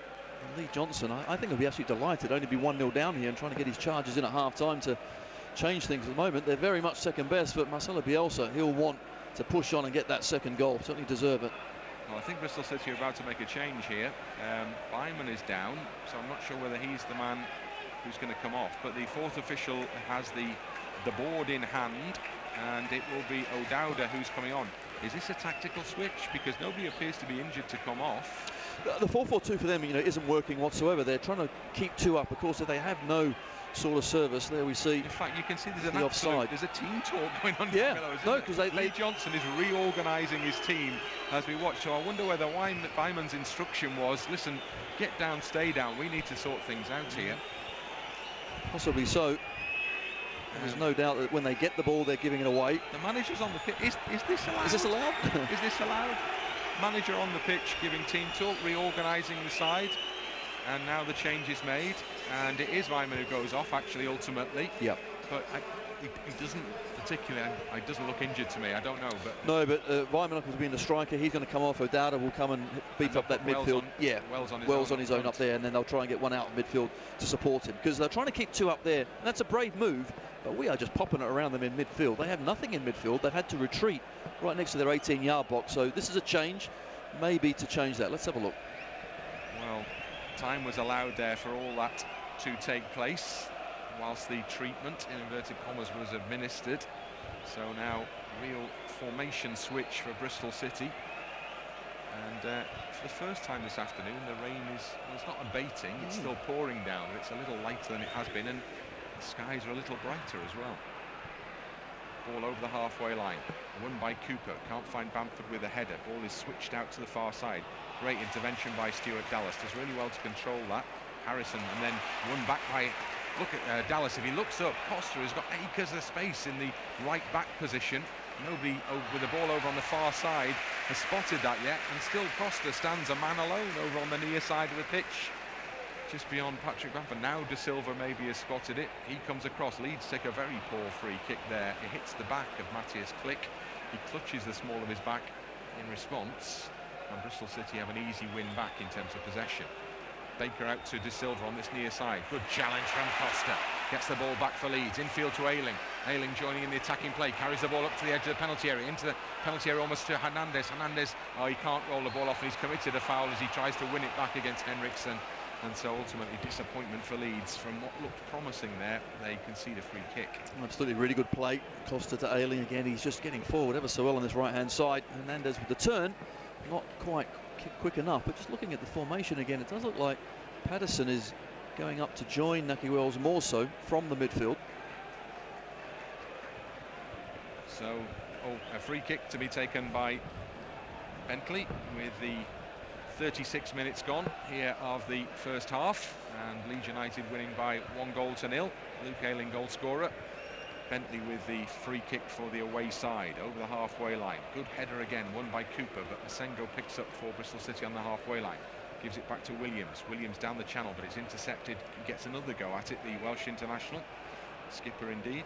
And then the ball is headed clear by Phillips. And then Hernandez gets an important foot in to win the ball back for Leeds. Now Klick. Again, Costa has a lot of space over on this near side. The ball is on the left side with Dallas at the moment. He tries to get it into the path of Harrison. It's intercepted over on that far side by Callas. And then Williams, under a bit of pressure, gets the ball out to the far side of Masengo. Masengo into the Leeds half. Cooper steps in, gets the ball back for Leeds. Now Phillips. Phillips to this near side and Ayling. And Costa sets off on the run again. The ball is skimmed in, finds Costa on this right-hand side. Costa, though, can't get beyond De Silva. Really fair players stuck at the task of keeping in touch with Helder Costa pretty doggedly. And the ball comes off the foot of Helder Costa and out for a Bristol City throw-in. Midway inside their own half. De Silva looks, steals a couple of yards, throws the ball down the line onto the head only of Ben White, and then Klick up for Bamford. Bamford into a bit of space for Hernandez to lay it off for Klick. Harrison goes wide, but Klick spins and plays the ball into the penalty. It was a clever ball because he'd spotted the run of Bamford, but also spotted by Baker, then almost given away as Bamford sniffing around in the penalty area, and Ashley Williams in some desperation just had to swing a boot at it to get the ball into touch. Over on the far side between the edge of the penalty area and the corner flag, flapping around in the wind here. Throw in to Dallas on the edge of the box, and it goes up in the air and it's spinning around in the air. Ayling, does he win the header? I think De Silva maybe got the touch, but it's back into the danger zone for Leeds from the foot there of White on the edge of the area. It's back into the penalty area. Bamford's putting pressure on Bentley. defenders having a real nightmare here, because the flight of the ball is difficult to judge, both in the air and on the ground, it would appear. Absolutely, and they can't get it out. And of course, when Bristol City win the ball back, white shirts from Leeds are all around them, so they're trying to just clear their lines any old how, but making a bit of a mess of it at the moment. Leeds back in their own half now with a throw in over on the far side. Harrison gets the ball off Dallas and gives it back to Ben White, and then Ben White out to this near side, and Luke Ayling, and then Luke Ayling further forward to Costa, and again chance for Costa to have a little run maybe. Oh, it's not a great ball from Helder Costa. It's given straight to Jay Da Silva, whose control is good. Now O'Dowda brought into the play, and now there's an overlapping run from Henriksen on this near side. First time ball from Henriksen, and Casilla hesitates, and Cooper luckily holds off the challenge of Wells, and Casilla steps in ultimately and picks the ball up off the park. The ball did not roll through, did it, as quickly as we would have liked, and that caused a bit more consternation than we thought, but Coops in the end got his body across nice and strong. Casilla gets it into his mitts. All's well. Luke Ayling on the halfway line for Leeds, this right hand side touchline, and Helder Costa back in field for Luke Ayling. Luke Ayling looks up and spots Harrison out wide in space as well. Great ball, picks Harrison out, good control from Harrison, and then the cross is cut back to the edge of the penalty area in now traditional Leeds style, but nobody there in a white shirt, and Bristol City clear into touch once more. Thrown back into his own half to Liam Cooper from Stuart Dallas, who gets the ball back again, and then further forward to Hernandez. Hernandez has Harrison in an advance role on the far side. Great ball into Click in the penalty area, and then it's taken off his foot by Ashley Williams. Again, good pressure play from Leeds United, forces the corner kick. It certainly is. They're winning the ball back almost at will. And when they move it, they're getting it forward very quickly. Bristol City just hanging on, trying to fill the gaps, but for Leeds, we just can't find that final ball. Been in some good areas again, plenty of times in this first half, but just the one goal to show. Could this be another one? Phillips, corner kick. 40 minutes gone here at Ellen Road. Leeds United 1, Bristol City 0. Leeds corner kick from Phillips into the near post. Heads go up there, stumbling down. Ball still alive in the penalty area. Cooper has it at his feet, and then Ashley Williams intercepts as he tried to get it out to Hernandez, and then the referee blows the whistle for a foul on the edge of the penalty area. Not entirely sure, got to be honest. It's gone Bristol City's way, let's put it that way. Why, I couldn't tell you. I'm with you there. Not a clue. I'd like to help you out, Bryn, but I can't. Nobody argued it, so something must have happened. Bentley, short ball, free kick to Baker, and then Baker, longer ball. And White is beaten to it, but Phillips waits behind him, but it comes out to O'Dowda. O'Dowda, the Republic of Ireland international, up towards the edge of the penalty area. Ben White stands in front, still O'Dowda. Costa joins in. Da Silva now with the swinging ball into penalty area, and the header is nodded down from Patterson straight into the hands of Kiko Casilla. But that's Bristol City's first real attempt on goal there. And for the first time, maybe the presence of O'Dowda as the extra man just made that little bit of difference. First time I think Jay Da Silva's got over the halfway line. He's been defending a lot. And Patterson header had no power in it whatsoever. Ben White, square ball to Liam That's Cooper. Steve McLaren. Couldn't possibly comment. Okay. And Liam Cooper has the ball now, and Liam Cooper looks forward and gives the ball to Mattis Click in the centre circle. Back to Cooper it goes again, and then it comes out to this near side and Ben White, and Ben White goes back to Kiko Casilla, and Casilla's under pressure from Wells and controls and chips one up to the near side, and Luke Ayling wins the header, and then it comes out to O'Dowda on this near side, and O'Dowda down the touchline from Patterson doesn't get it back. Now Ayling does get it for Leeds, and there's a foul actually on Luke Ayling. The referees watched the play, and although it was deep in Leeds' half, he still felt there was a possibility of an advantage to the home team there. Then nothing came from it, so the foul is given to Leeds, and Luke Ayling can get back to his feet, and Leeds take a short free kick to Matthias Click. Click out wide to the left side, and Stuart Dallas up towards the halfway line. Click continues his forward run. It's given to Harrison instead over on the far touchline, and it comes off the foot then of Eliasson, and it's going to be a Leeds United throw in over on the far side as we head ever closer to the half-time interval here. A little bit of time to be added on for that switch around that Bristol City made in the guise of an injury, or maybe I'm being a little unfair there.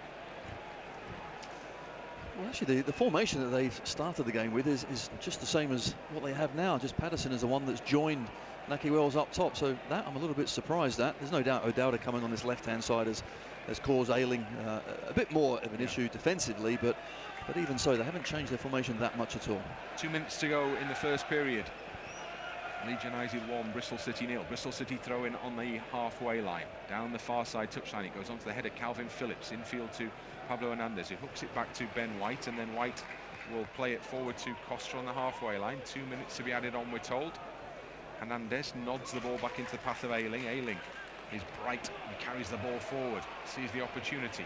And then he's forced wide by O'Dowda, but he still gets the ball to Stuart Dallas, and then Dallas out further wide to Harrison. He carries his run on Stuart Dallas, and he'll get the ball back as well. And it's a low ball, lovely ball in from Dallas. That's more like it, inviting up across the 6-yard area. And Bamford just beaten to it by Masengo, I think was the man in there for Bristol City, who slid in to clear. It's a great challenge. It's Baker that just about gets there, but the thing is that was nice and early as well. Rather than 3, 4, 5 passes, Dallas just tears down that left-hand side. He looks up, he knows the danger area, just put it in there, and Baker just does enough. Baker beyond Williams gets the clearance in for Bristol City, who now have a throw in just inside Leeds half. Over on the far side, and Patterson tries to play a ball into the path of O'Dowda, intercepted by Cooper. And now Ayling on the edge of the penalty area. Ayling stabs the ball forward. De Silva, when he gets a foot in, probably unnecessarily there, just gives Leeds United a throw in that didn't look like was going to be Leeds. And then Leeds are in no real hurry to take it at this advanced stage of the first period. 20 seconds remaining of normal time. Board about to go up to tell us that there are 2 added minutes to go. Leeds with a throw in on the halfway line. Hernandez gets the ball from Ayling and gives the ball back to Ayling. Ayling goes further back then to Ben White, and Ben White all the way back to Kiko Casilla. And Casilla gives it back to White on this near side, and then White looks wide and instead goes to Cooper. And Cooper further out to Stuart Dallas. And now Phillips. Phillips does well under pressure. Ball goes up, 2 added minutes. Near side. Click is waiting on the near side. Can he keep the ball in play? Well, he can, but he's given it away. And then Patterson is caught by Ayling. So just a little sloppy period of play from Leeds there, when maybe trying a little too hard. And as a result, Bristol City have one chance at least maybe to get the ball up towards the edge of the Leeds penalty area in the closing stages of this first period. We move into added time now by some 30 seconds, and it's a Bristol City free kick just in from the near side touchline and about 15 yards inside the Leeds half. Ball is moved forward another few inches by Eliasson under instruction from the coaching staff, who stand a couple of feet away to his left hand side. And the ball is swung in deep towards the penalty spot. Heads go up in there. It should be cleared by Dallas. It is cleared by Dallas. Now there's a potential break on, although Bristol City have kept men back as Harrison comes up and over the halfway line. Good play. Now there is a chance, because it's opened up a bit for Leeds here, and they have Costa in space. And the ball then is just ahead of Helder Costa and not quite close enough to Pablo Hernandez. So the split the difference, and neither of them get it, and Leeds end up only with a throw in when it could have been a lot more. Ayling near side gets the ball from Hernandez, and it goes back to the halfway line and Ben White, and then White back into his own half to Liam Cooper. And Cooper content just to knock the ball back to his central defensive partner, and Leeds retreat a little further as Cooper is under a bit of pressure. Goes wide to Dallas. 20 seconds to go in the first half. Over the top suddenly from Dallas, tries to switch things around. Bamford was almost in there. Harrison nods out to the far side and Click on the far side touch line. Harrison goes on a run, doesn't break for Harrison though, it comes off the back of the foot of Callas. Now cleared up only as far as Phillips. Leeds, well, they think about coming again, then they go back into their own half, and that's the end of the action for the first half, which Leeds have completely dominated. And if there's one slight concern at this stage of the game, it's despite that domination, Leeds are just the one goal to show for all their efforts. You're absolutely right, and of course we have said that in recent weeks as well. It's a common theme, but I've got to say that was a very confident first 45 minutes, completely in control. Bristol City were giving no chances whatsoever. The movement is very good indeed down the flanks. We're killing Bristol City. They don't know where they're coming from, but it's that second goal now I think is oh so important. We could have had 2 or 3. We've got 1, but we've looked very good. So 45 minutes of the job has been done. Lots more excitement and action to come in the second period, no doubt. Half-time scoreline, Leeds United 1, Bristol City 0.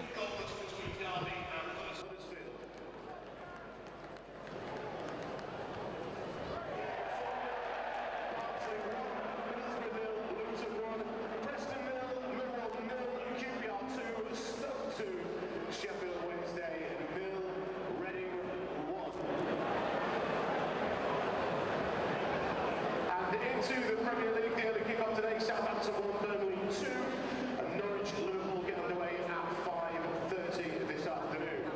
Now, you may recall a couple of weeks ago we announced some very exciting news. Welcome back to LUTV, where it is Leeds United against Bristol City. I'm joined as always by Ben Parker. Ben, initial thoughts on that first half? Fantastic, great win. Well, I'm getting ahead of myself. Fingers crossed, getting ahead of myself. But great performance. Some of the best football we've played in a long time. And what we've done, got the first goal, and we haven't done that since Birmingham, all the way back towards the end of December. So it's been a massive boost. Is that? The only disappointment is it's not getting the second goal and third, because we've been that dominant. And as you can see from just these highlights there, we started at such a tempo, such a pace as well. And I might have to add, the weather's some of the worst shocking weather I've seen as a football match been played in. It's been awful, but the way the boys have moved the ball, we've looked bright. Helder Costa's been electric down this right-hand side. It's almost like they've taken the weather and run with it. Almost. That was just a little push from Bamford. But again, I've liked the corners, I've liked the set pieces, I've mixed it up a little bit. Just this one here, just towards like the back stick. But no, every time we've gone forward, we've looked dangerous, and that's something we haven't been able to say of late. And the main thing is, mentioned about midfield runners getting into the box, getting the bodies in there, and that's what we've done. And to be fair, Bristol City look all over the place defensively, and this is the goal. We just didn't give it up. We just one of those scrambles. I don't know about you, Ben, but I was up and down in my seat. Oh, I was up like a yo-yo. It was a goal about 4 times. Yeah, it's not good when you've got a ruptured Achilles. let me tell you. But we just didn't give it up, and you can see a celebration there from Luke Ayling. Bill, he's delighted. He's gone into the fans, but probably last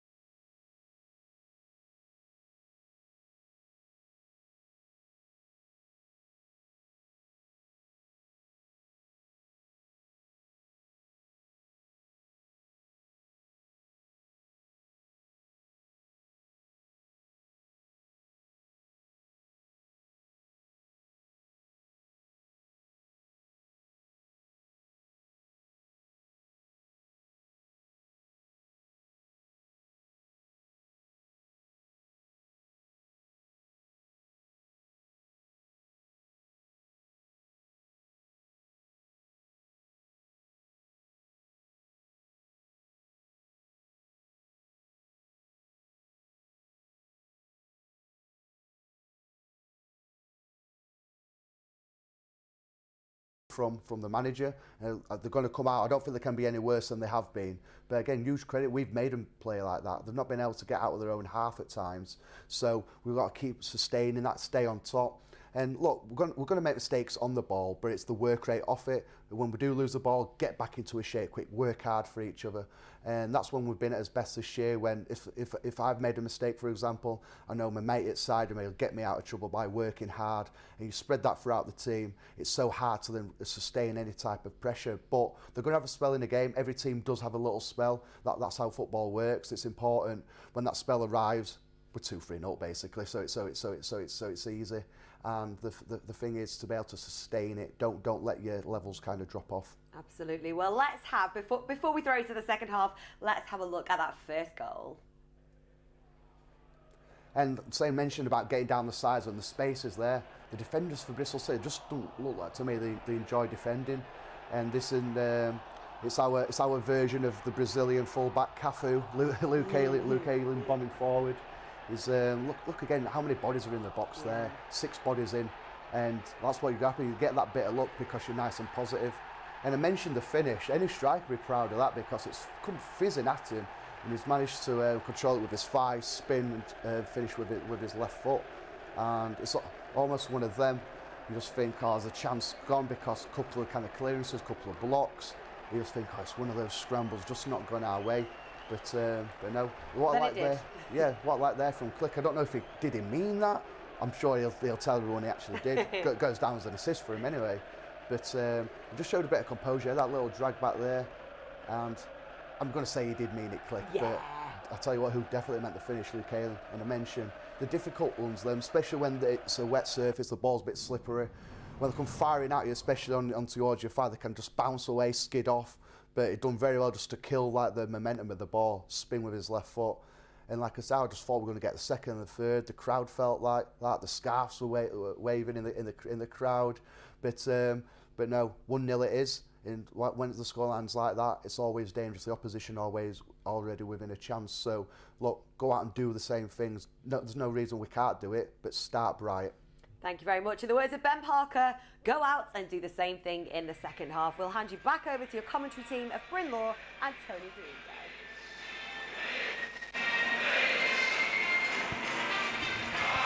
Cheers, guys. Well, Bristol City are out and ready.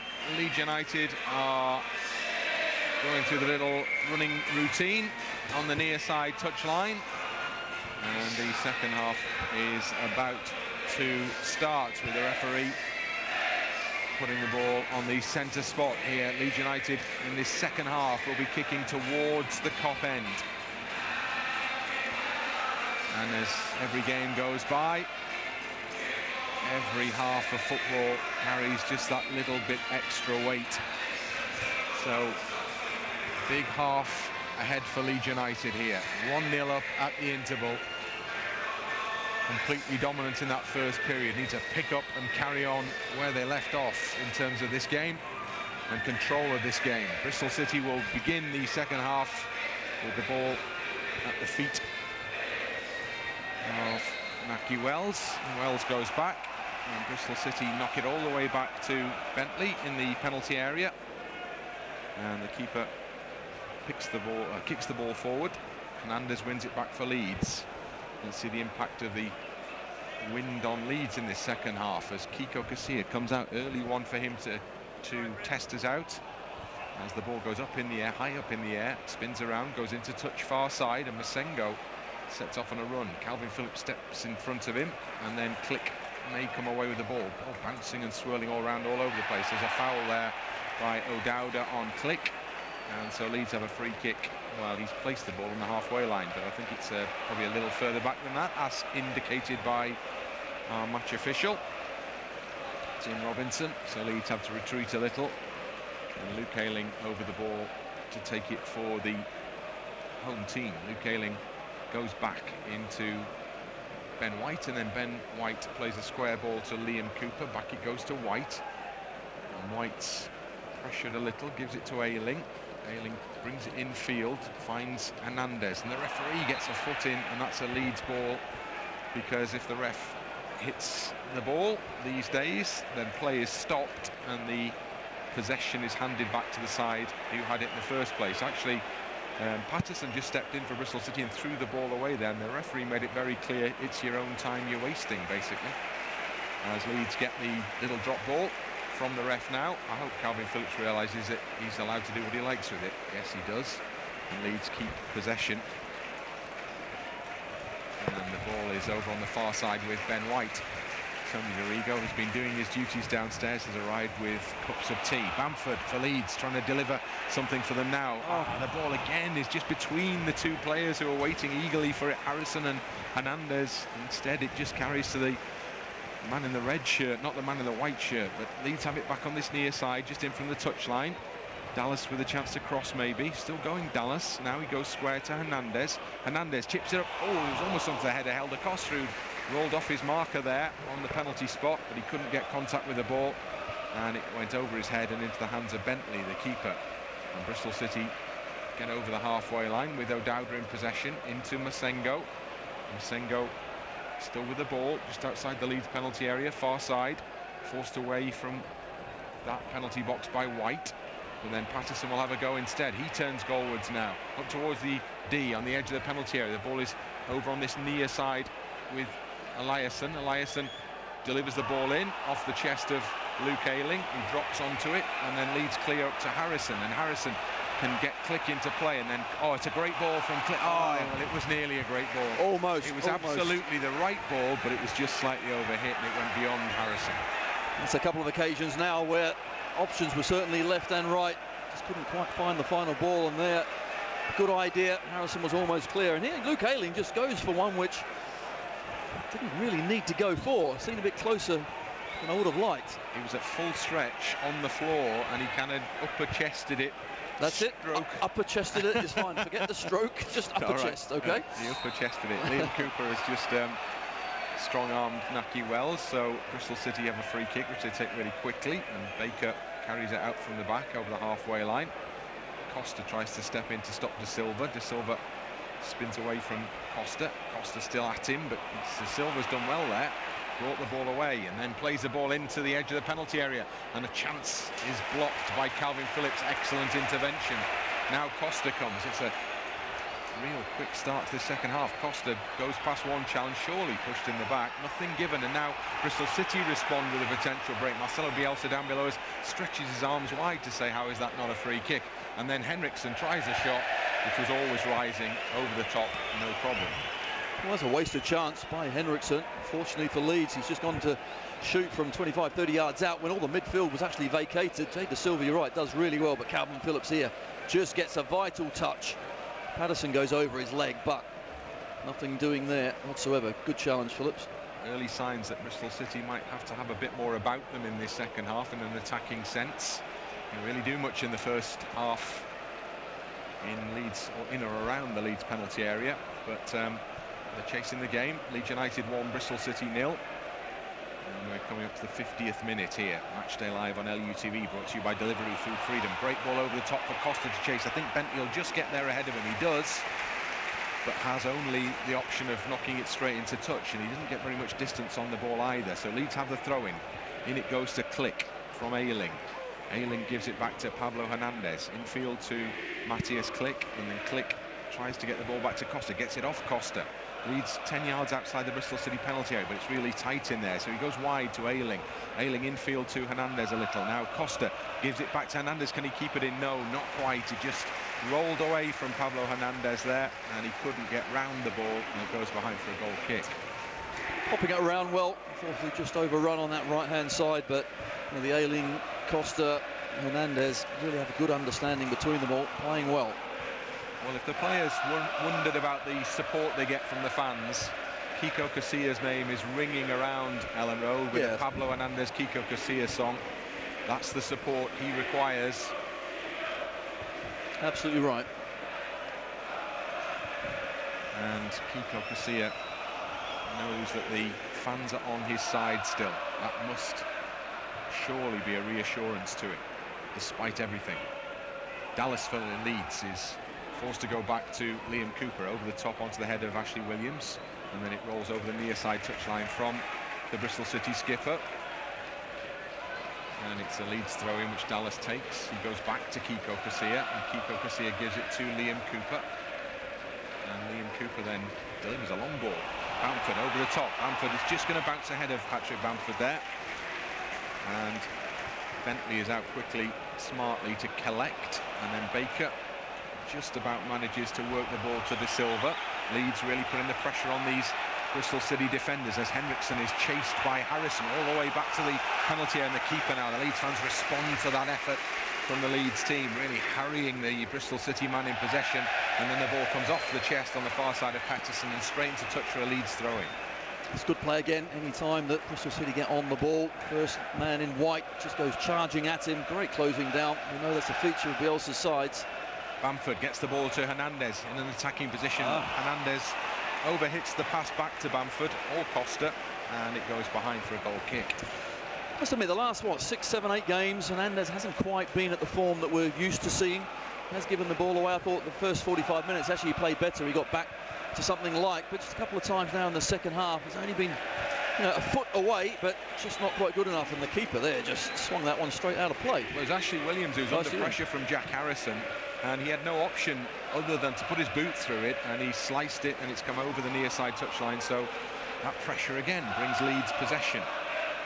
Dallas with a throw to Hernandez, and the ball is onto the head only of Callas down below us. And now Masengo out towards the far side, and Naki Wells, who's pushed towards the far side touchline but carries the ball forward before Costa gets a good touch in off Wells, and that's a Leeds United throw-in despite the protests of the Bermudan international.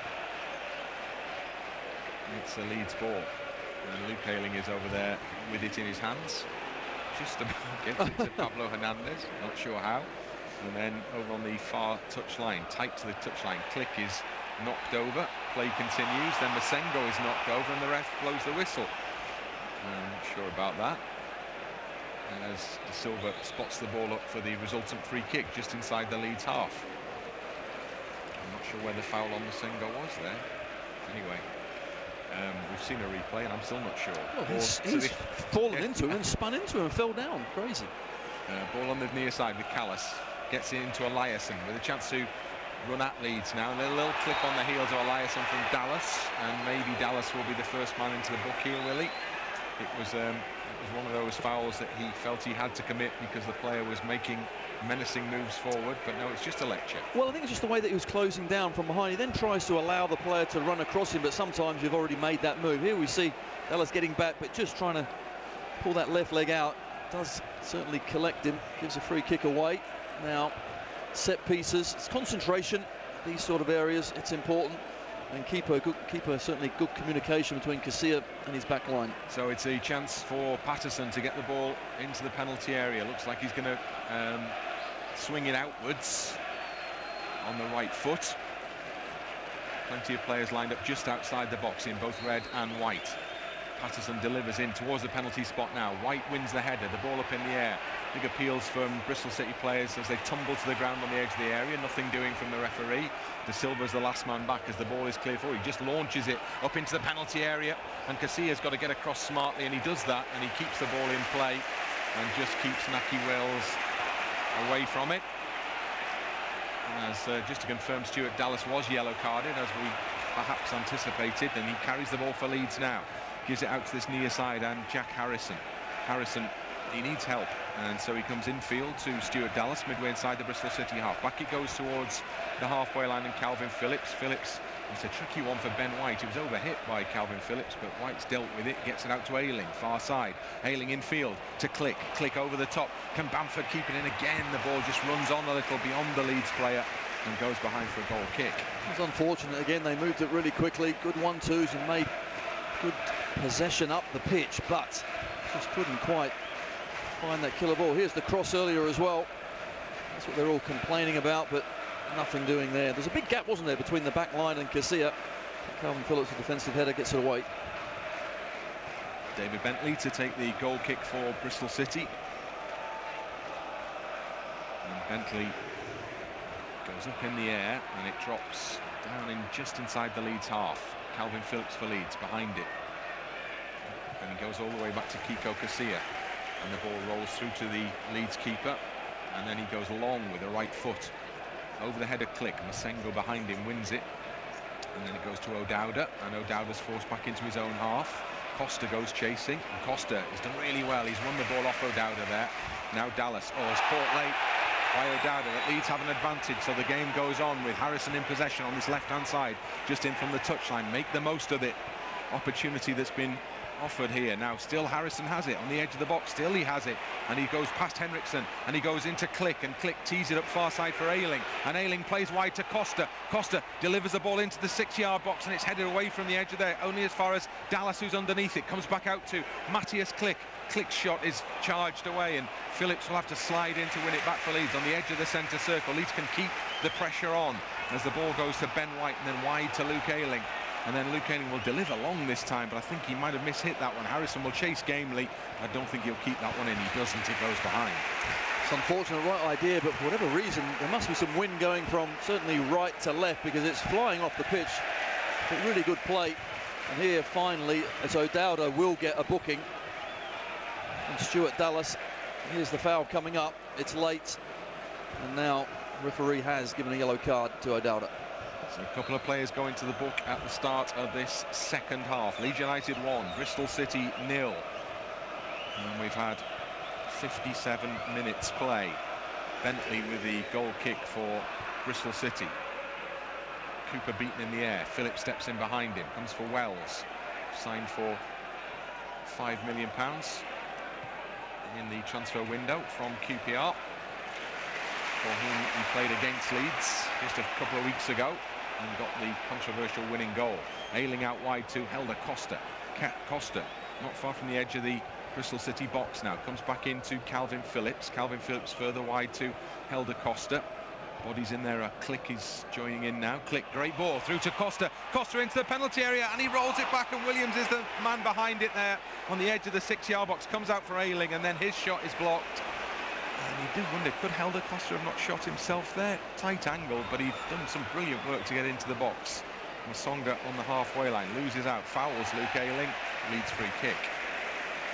Another half chance, just goes begging, doesn't it? It was really good play from Helder Costa. And I just looked at Bamford's movement as well. He went right and left and right, and actually never got an angle for Costa to play the ball into him.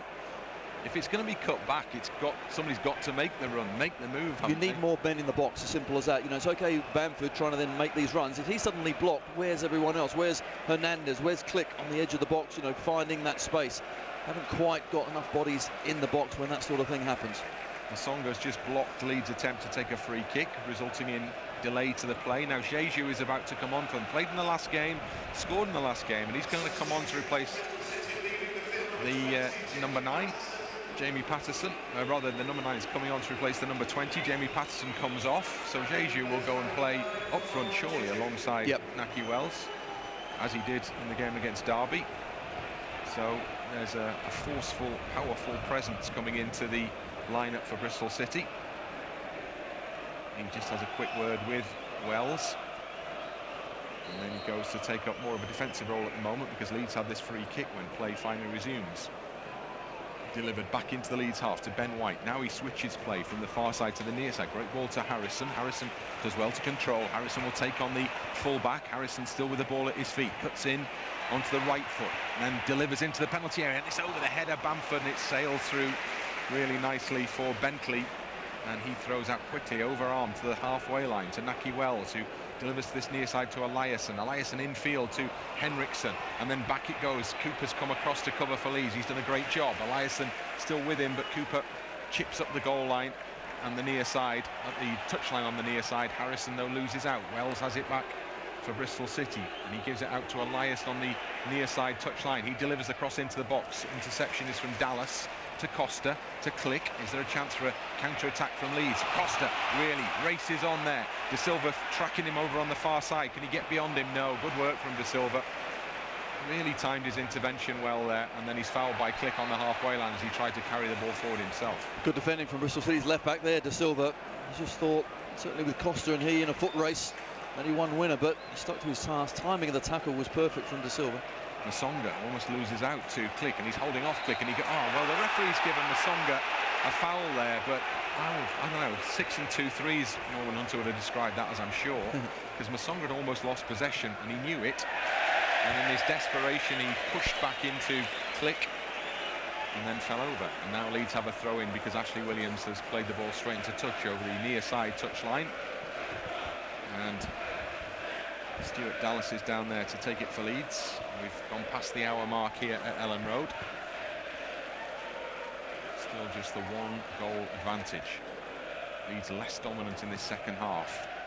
Ball played long forward. It's easily cut out for De Silva, and he takes it inside 2 challenges. Now Leeds are a little stretched as Jeju has possession for Bristol City. Out to this near side, and Eliasson confronted by Stuart Dallas, and then gives the ball away as he miscontrols, and Dallas, still under pressure, has to work hard to get the ball forward, and he does a great job to get it up to Bamford, who turns away really well on the halfway line. Now he moves into the Bristol City half, and he stumbles. He's got to get back to his feet quickly. He's still got the ball at his feet. He needs help now. Patrick Bamford plays it into Harrison, left side of the penalty area, loads to drive at, and Costa sliding in at the far side. Can't quite get there. Leeds keep the ball in play with Luke Ayling out by the corner flag. He can deliver, but he delivers way too deep there, Luke Ayling. Poor ball, and it goes behind, and it's a goal kick.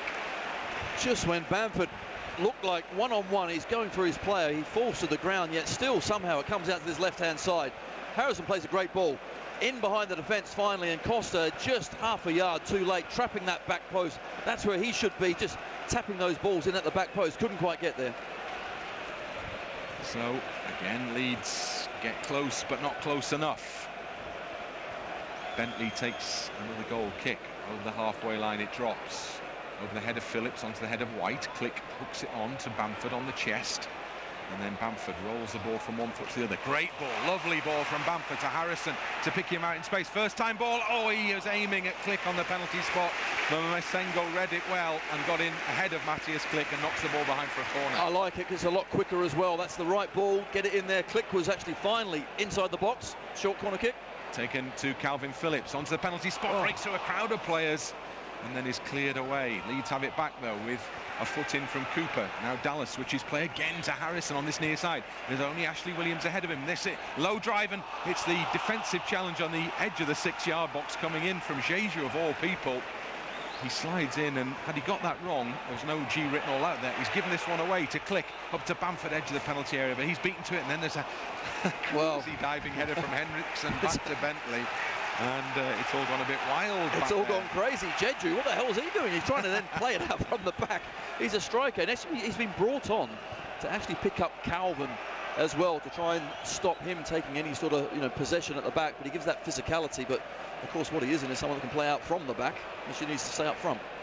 Leeds win the ball back from a succession of missed passes on the halfway line. Harrison has it back again. He's seen a lot of the ball at the moment. Harrison has Dallas going out wide, but he brings the ball infield to Hernandez. Still Dallas waits for a potential pass, but Pablo Hernandez knocks it into Harrison. Pull on the shirt to Harrison there potentially. Gets the cross in, and it's right in front of Bentley, but it's the defender Baker who comes with a diving header to knock the ball behind for a corner kick. It certainly is wonderful play again. Harrison gets into these sorts of areas really well. It's just that final ball, and it is so very close. This time does beat the first man, but no one is across the defender to try and head it home. Calvin Phillips comes short with the corner kick to the edge of the penalty area, and Hernandez. Back it goes to Calvin Phillips. Phillips delivers the ball in now. Low, little flick from the near post. Bentley comes and collects at the far post. And Bristol City think about getting the ball thrown out quickly and then stop. And they jog away from the edge of the penalty area, and Bentley just rolls it underarm to Baker instead. Matchday Live on LUTV, brought to you by Deliveroo Food Freedom. Leeds win the ball back briefly through Bamford over on the far side touchline. He gets a round of applause for getting in between the two Bristol City defenders there, but can't prevent the throw in, and De Silva gets the ball back and is taking the ball. The throw in is much further forward than Bamford kicked it out, but it's still in the Bristol City half, and it goes back to Ashley Williams, and Ashley Williams just about gets the ball out to Callis, who's got a bit of space actually over on this right hand side, the full-back. Hernandez is blowing hard as he comes across, and now good work by Eliasson to get it away from Dallas.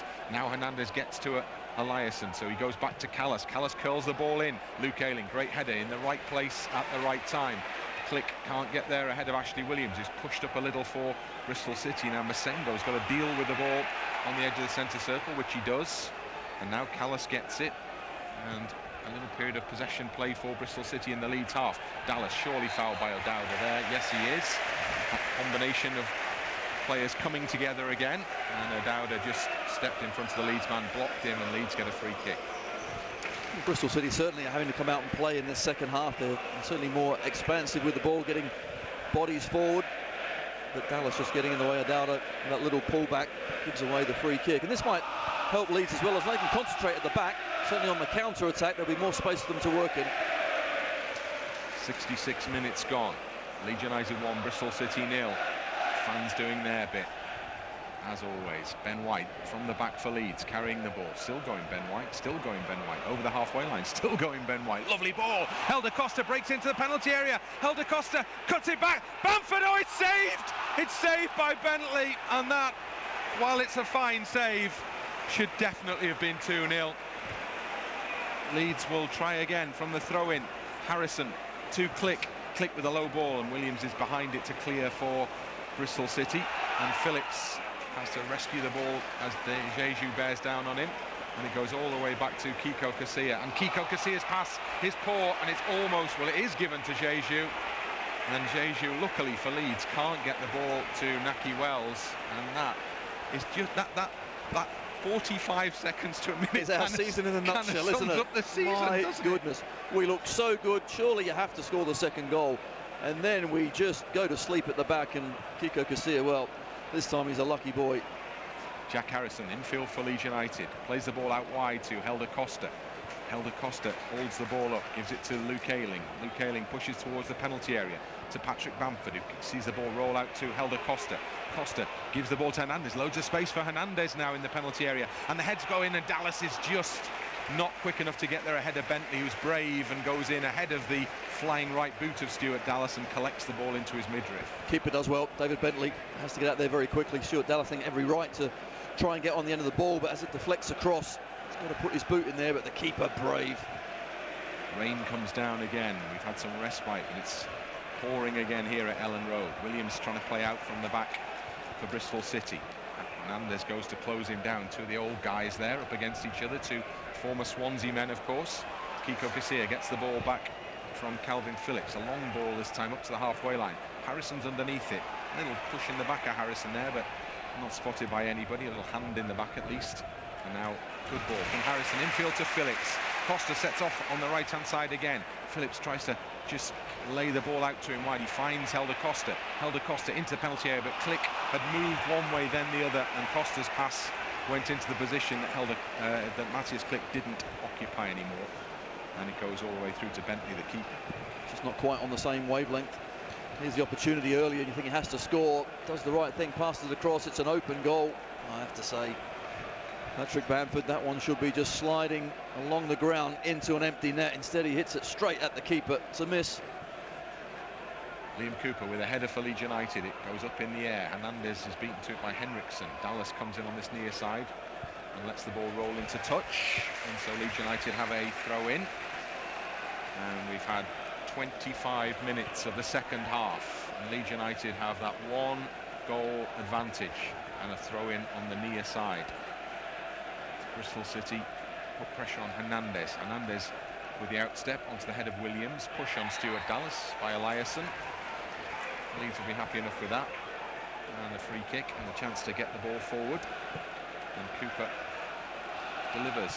He's pinged it over the top. Costa almost gets in. Costa has got in. Surely Helder Costa. Oh no! Bentley gets across brilliantly as Costa worked the ball away from the keeper, but Bentley recovered and got fingertips to it at full stretch and knocked it behind for a corner kick. What a save! I can't believe it. Costa does everything right. He goes round the keeper, just tap it in the net, but the keeper somehow responds with a brilliant save.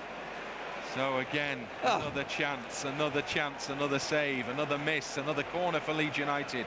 Harrison will take it from the near side. Harrison swings it over onto the head of Williams. It comes to the edge of the area, and Calvin Phillips, who nods it wide to Helder Costa. Helder Costa forced out towards the corner flag. Gives the ball back to Calvin Phillips, deeper in the Bristol City half. Square now to Hernandez. Hernandez looks wide. He gives it back to Costa. Costa keeps the ball under control. Can't get past the first defender, De Silva. And Leeds have a throw-in level with the edge of the Bristol City box. And Calvin Phillips takes it and gives it to Liam Cooper.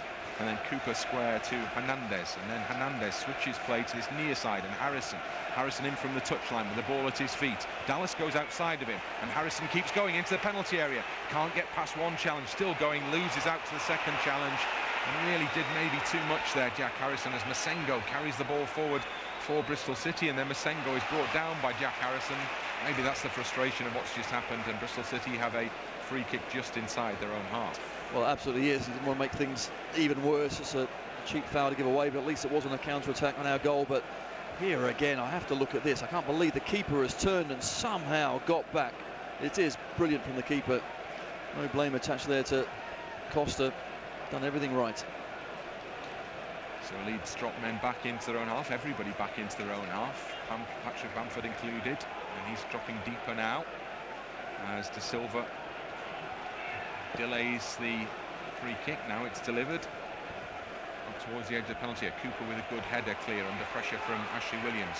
Augustin is ready to come on, it would appear, for Leeds United, so maybe straight swap Augustin for Bamford as Harrison gets a final touch, so a ball on the near side, so Bristol City throw in. Cooper does well to read and intercept. Now Calvin Phillips can't hang around with that one. Great ball from Phillips under pressure to Costa over on the far side. He really played that well. Now back it goes to Luke Ayling over the halfway line.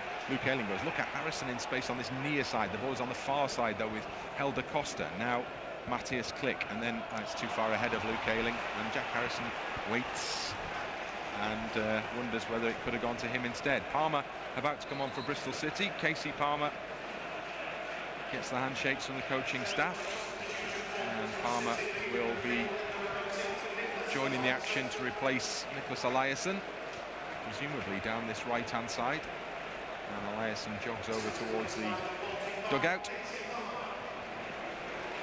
And Leeds United are about to make their own change as well. Augustin is stripped and ready, and now the card goes into the fourth official. And I think the fourth official is saying it may be too late, is it, to make the change now? And the referee is being told, and he's ready, he is okay about it, so then Leeds can make their change now. So I think it's going to be 29 for 9, but let's have a look as Augustin has lined up to make his home debut here. So it is indeed 9 for 29. Patrick Bamford walks maybe just a little forlornly towards the near side touchline. Good shift from Patrick Bamford again, but you'll know as he walks off that there was a great opportunity just to stretch the lead for Leeds United. But he's worked hard as always as the lead striker, and you can hear the reception he gets from the fans. Yeah, absolutely. They appreciate, his hard work. He's brought others into play. Played very well. But what's missing at the moment is that goal, and that's exactly what we need at the moment. Desperately need that moment. Is someone to put it in. Augustin comes on. What an opportunity this is to get your first goal. Now would be good. Now would be very good. So a bit of a delay in play there for the two switches as the ball comes up from the resulting goal kick, and Ben White at the back against Wells. Over the top it goes from Hernandez. Nobody in the lead shirt's going to get to that one though, and it rolls all the way through to Bentley again, the Bristol keeper, who's made a couple of fine saves, and throws the ball out wide. Bentley, Augustin puts some pressure on the man in possession. Up it comes into the Leeds half. Wells has it, and Wells gives it back to De Silva. De Silva back to Ashley Williams, who moves forward into the Leeds half now. Songo has it over on the far side. Masengo past Costa, but not past Stuart Dallas, and the ball goes into touch far side for a Bristol City throw-in. Ashley Williams stays forward for them, and then Leeds again intercept through Klick, and Bristol City have another throw-in over on that far side, almost level with the edge of the Leeds box. And De Silva again is over there, the fullback, to take it for them. In it goes towards the edge of the area, and Jeju. Ayling holds him up. Jeju towards the corner flag now. Leeds get bodies in the way and whip the ball away through Helder Costa. And then Augustin chases but can't get to it. And Baker has it over on the left side touchline for Bristol City now. He just lifts it up into the penalty area. Cooper's read it well. Pushing the back maybe of Costa there, but Costa's happy just to clear up and over the halfway line. Not a single Leeds player awaits, and the ball goes all the way back to Bentley.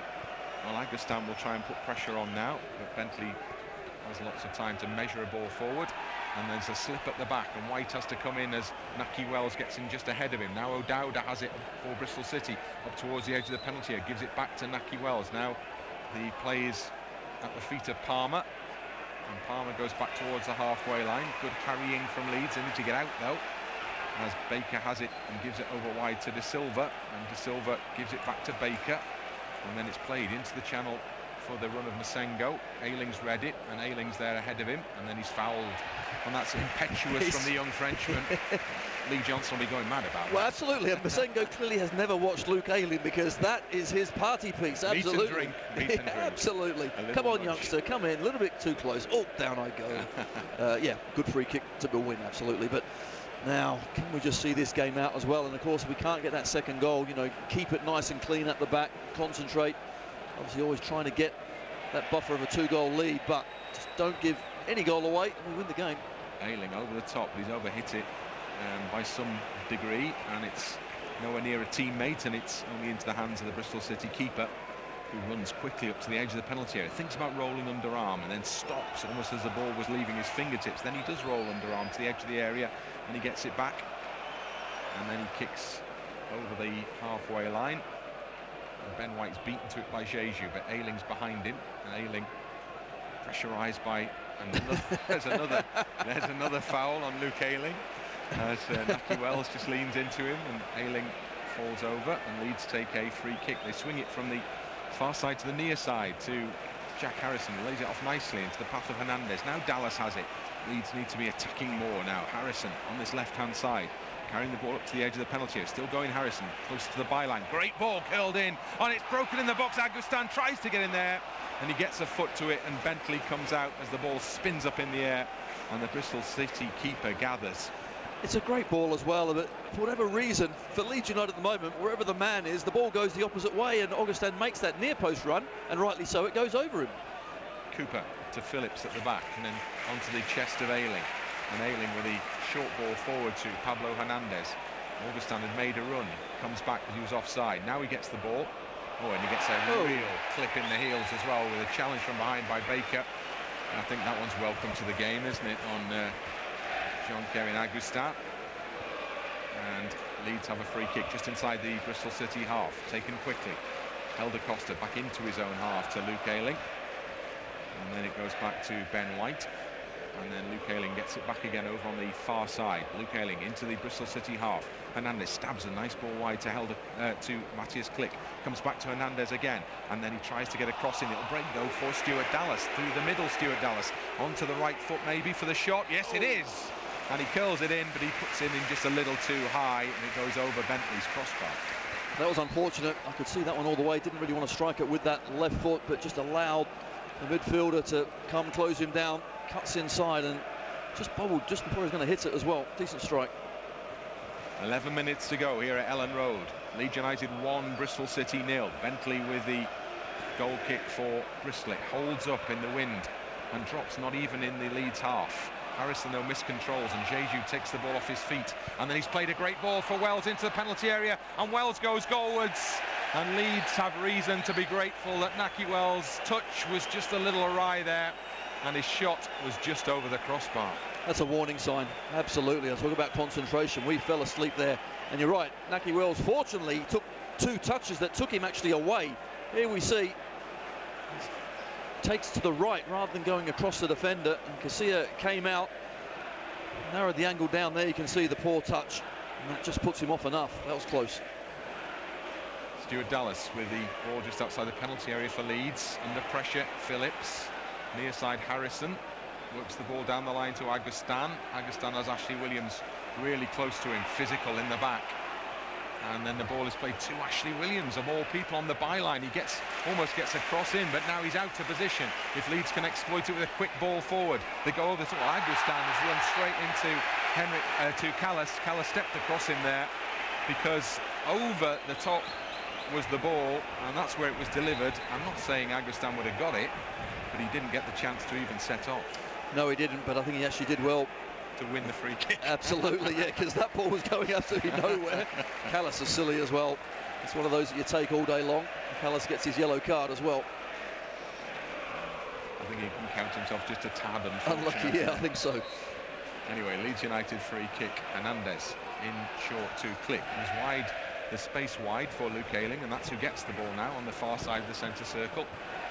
And Luke Ayling looks for movement further wide from Helder Costa, who gets the ball now, and Costa brings it a little infield, then goes back to Luke Ayling, and then Ayling looking for the run of Agustin over the top. It goes over the head of Agustin and Baker and straight through to Bentley. Now Ashley Williams is in, the ball is taken away from Williams by Jack Harrison, backtracking, and Great now play. look at the space for Hernandez down the left hand side to attack the edge of the penalty area. Leeds have men in the box as well. Hernandez in deep into the penalty area, and he's surrounded by red shirts, and he does nothing ultimately, just runs into the crowd, and Leeds see the ball cleared away to the halfway line, where Ben White gives it back to Calvin Phillips, and then Phillips goes wide to Luke Ayling over on the far side touchline.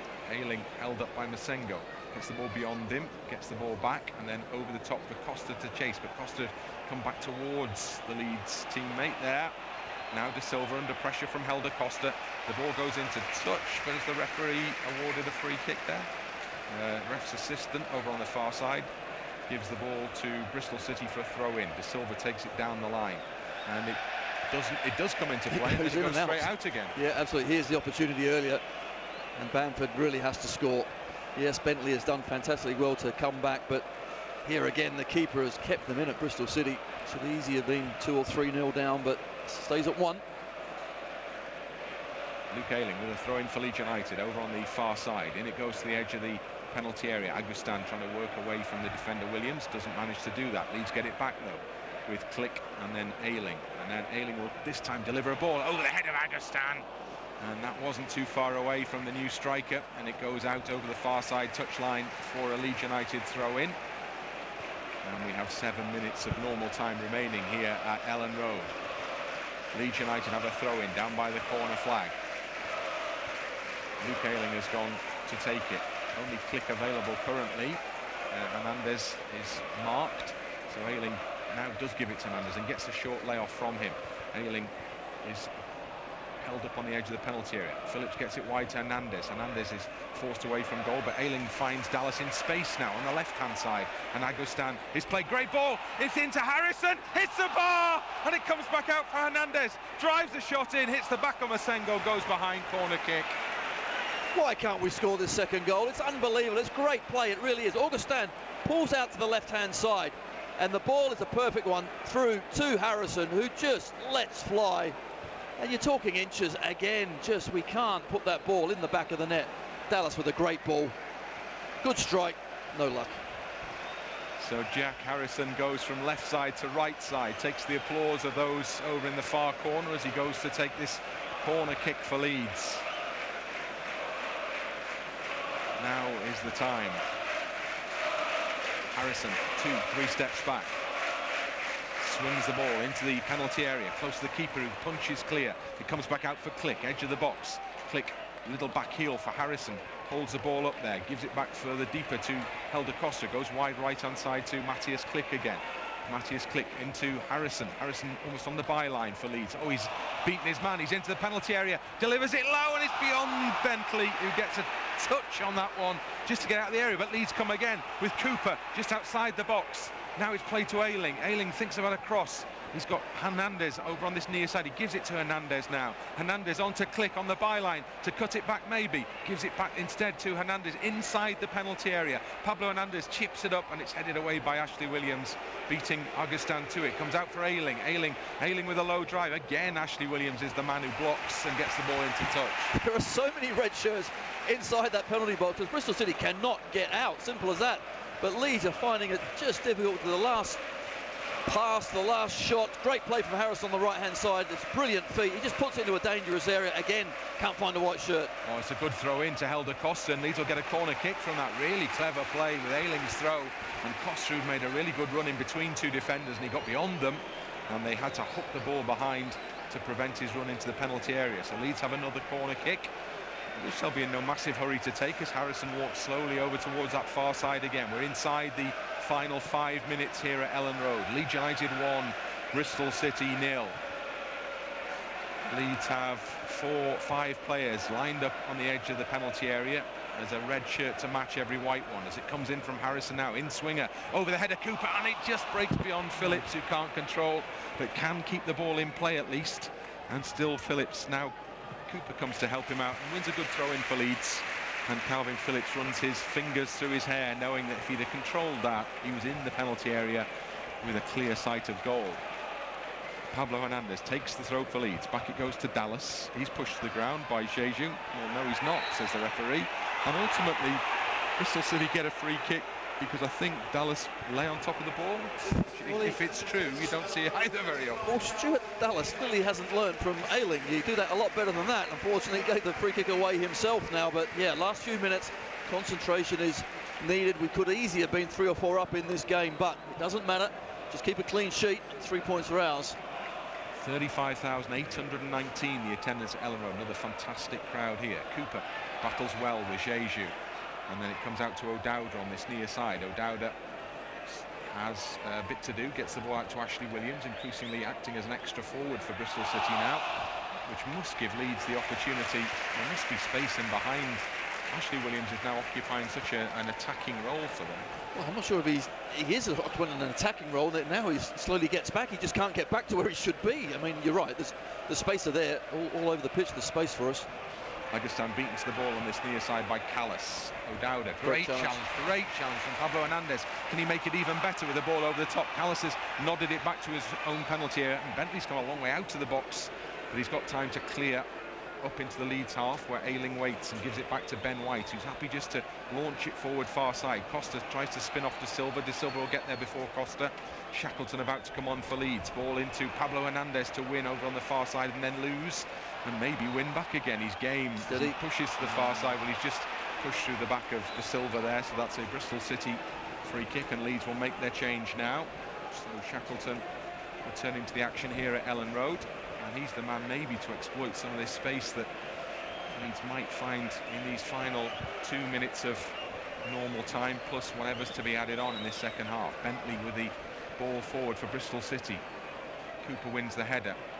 And Ashley Williams is there. Now look at the space here. Harrison on the halfway line can just keep running, but O'Dowda's got back at him really well there. And it's a Leeds United throw-in that results. Lee Johnson has gone absolutely ballistic down below us, because he feels, and he might be right, that the final touch was actually off Harrison there. So Harrison gets the ball on this left-hand side from Dallas. Holds it up by the corner flag. Not in a great hurry to do any more than that at this stage now. He has teammates in close proximity. Dallas gets the ball. Spins away from Callas. Holds the ball up instead. Callas and Dallas down by the corner flag. And Leeds thought they should have had a throw-in, and maybe that evens things up. Maybe Lee Johnson will be happier now that the throw-in has been awarded to Bristol City instead. Shackleton still awaiting the opportunity to get on. Calvin Phillips wins a good header for Leeds, but it's cleared away from the edge of the Bristol City box into the Leeds half now. Ben White looks back all the way to Casilla. It's read by Naki well, so Casilla had nothing he could do there. I'm not sure he really wanted that pass off Ben White. No, he didn't, but that's okay. Just get it out and worry about it later, but don't take any more chances than's necessary. He played it into touch on the near side. Now the change will be made. Pablo Hernandez, who's run miles for Leeds this afternoon, is the man coming off, and Jamie Shackleton is the man coming on. Pablo's been better, hasn't he, today? Still 1 or 2 little passes awry, but he's worked really hard. Clearly he's getting fitter and fitter, and some clever passing. But now Shackleton in that midfield, just to give it some energy as well. Chase the ball down, win it back, but also get forward and take any sort of advantage. But saying that, with minutes left on the clock, just make sure you hold your position and don't give anything away. So Callas prepares to deliver from midway inside the Leeds half what looks like is going to be a long throw. He's taken a long step back towards the dugout, and we're going to have 4 added minutes here, and we'll be moving into that added time any second now. In fact, the board goes up and we are into that time now. Ball up towards the edge of the penalty area. Casilla, easy pick up for the Leeds keeper off the head of Jeju, and he throws out quickly. Now Leeds, if they want to attack, they can, because there's an opportunity here as Click crosses the halfway line. He has Costa out wide. He gives it to Helder Costa now. Leeds have just held up a little bit here and lost a bit of momentum, but they still have the ball with Shackleton over by the corner flag. Over there's fine, keep it there. Helder Costa with Masengo in front of him and tries to beat the Frenchman. He's held right up by the corner flag. Costa, good close control. Shackleton makes a run off him. Still Helder Costa holds it over there. Oh, lovely turn from Helder Costa, but he can't find the space to get off the man, even if he wanted to. And now Leeds do eventually lose out and then try and win it back on the edge of the area. And it's just hooked forward by Baker, and Cooper misses the header, but Dallas is behind him, and Dallas does nothing more than is what is required, which is a clearance forward for Leeds United into the Bristol City half. On the halfway line, it's Calvin Phillips who loses out. Leeds need to get a hold of the ball here. They lose again. O'Dowda from Click, and then Jeju, and then Phillips takes it away. Does he? Yes, he does. Now Phillips can push forward for Leeds United. Augustin waits in the middle. He's played into Augustin. Now on the edge of the penalty area. Drive just wide. Well, it's lovely technique from the French striker, but not quite on target. But have wrapped it all up for Leeds there. That was really good play. Calvin Phillips absolutely fantastic. Immense, wins it back when he gets his head up as well, finds Augustin. And what I like about this, he takes it nice and early, just wants to hit the target. That is so close. Good effort, good eye for goal. Almost, not quite. Click has just been booked for holding up play, wasting time as the ball crosses the halfway line from the goal kick. Now Shackleton has it, and Costa has space on the right-hand side. 2 minutes of added time up here. Costa on the afterburners up to the edge of the penalty area, but Shackleton's done really well to back him up, and Shackleton holds the ball up by the far touchline now. Doesn't need to come out of there, to be honest. He comes down the line to Ayling. Costa can afford to stay over that far side. Comes back into Calvin Phillips, a bit short of Phillips, so he just got to play it over the top. And Costa will chase, but Bentley will gather for Bristol City. And we are inside the final 2 minutes here at Ellen Road. Bentley out to the penalty area. Plays it long up into the Leeds half. Heads go up. Ayling wins the header for Leeds United.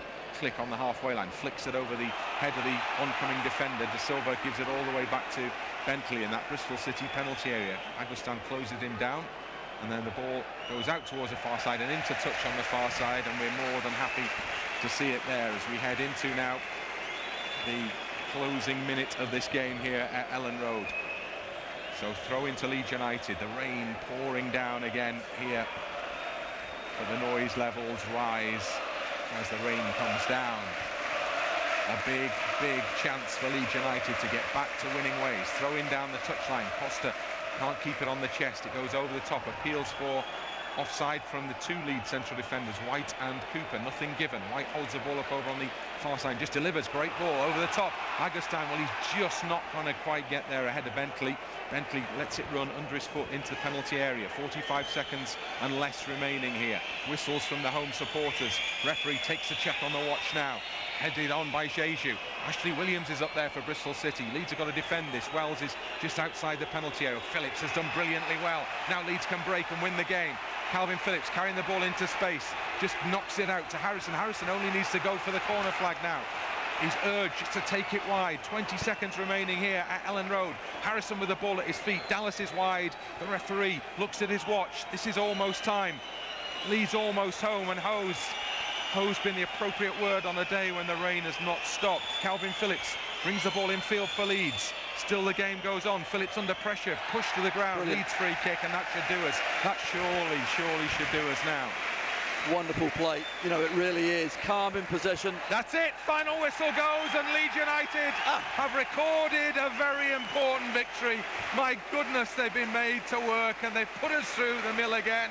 Chance after chance after chance, but one Luke Ayling goal has proved enough to win the game. Such an important game. It had to be won. Didn't really mind if you played good, bad or indifferent. It doesn't matter. It's all about the 3 points, but we played ever so well. We couldn't get that second goal. We deserved 3, 4 and possibly 5 goals. Bristol City second half, first 10-15 minutes, they were better, they were in it. After that, I thought we dominated. We saw the game out. We gave them a half a sniff. That was all. Naki Wells missed it. But after that, we are fully deserving of 3 points. And you can see what it means to the players now. Every game's going to be like this, isn't it, you suspect? But you can see what it means to the players, because a side that have been pegged back by everybody in the chasing pack maybe just has had the opportunity to push on a little bit again. Another home game to come next week. Opportunity knocks. Final scoreline, it's finished. Leeds United 1, Bristol City 0.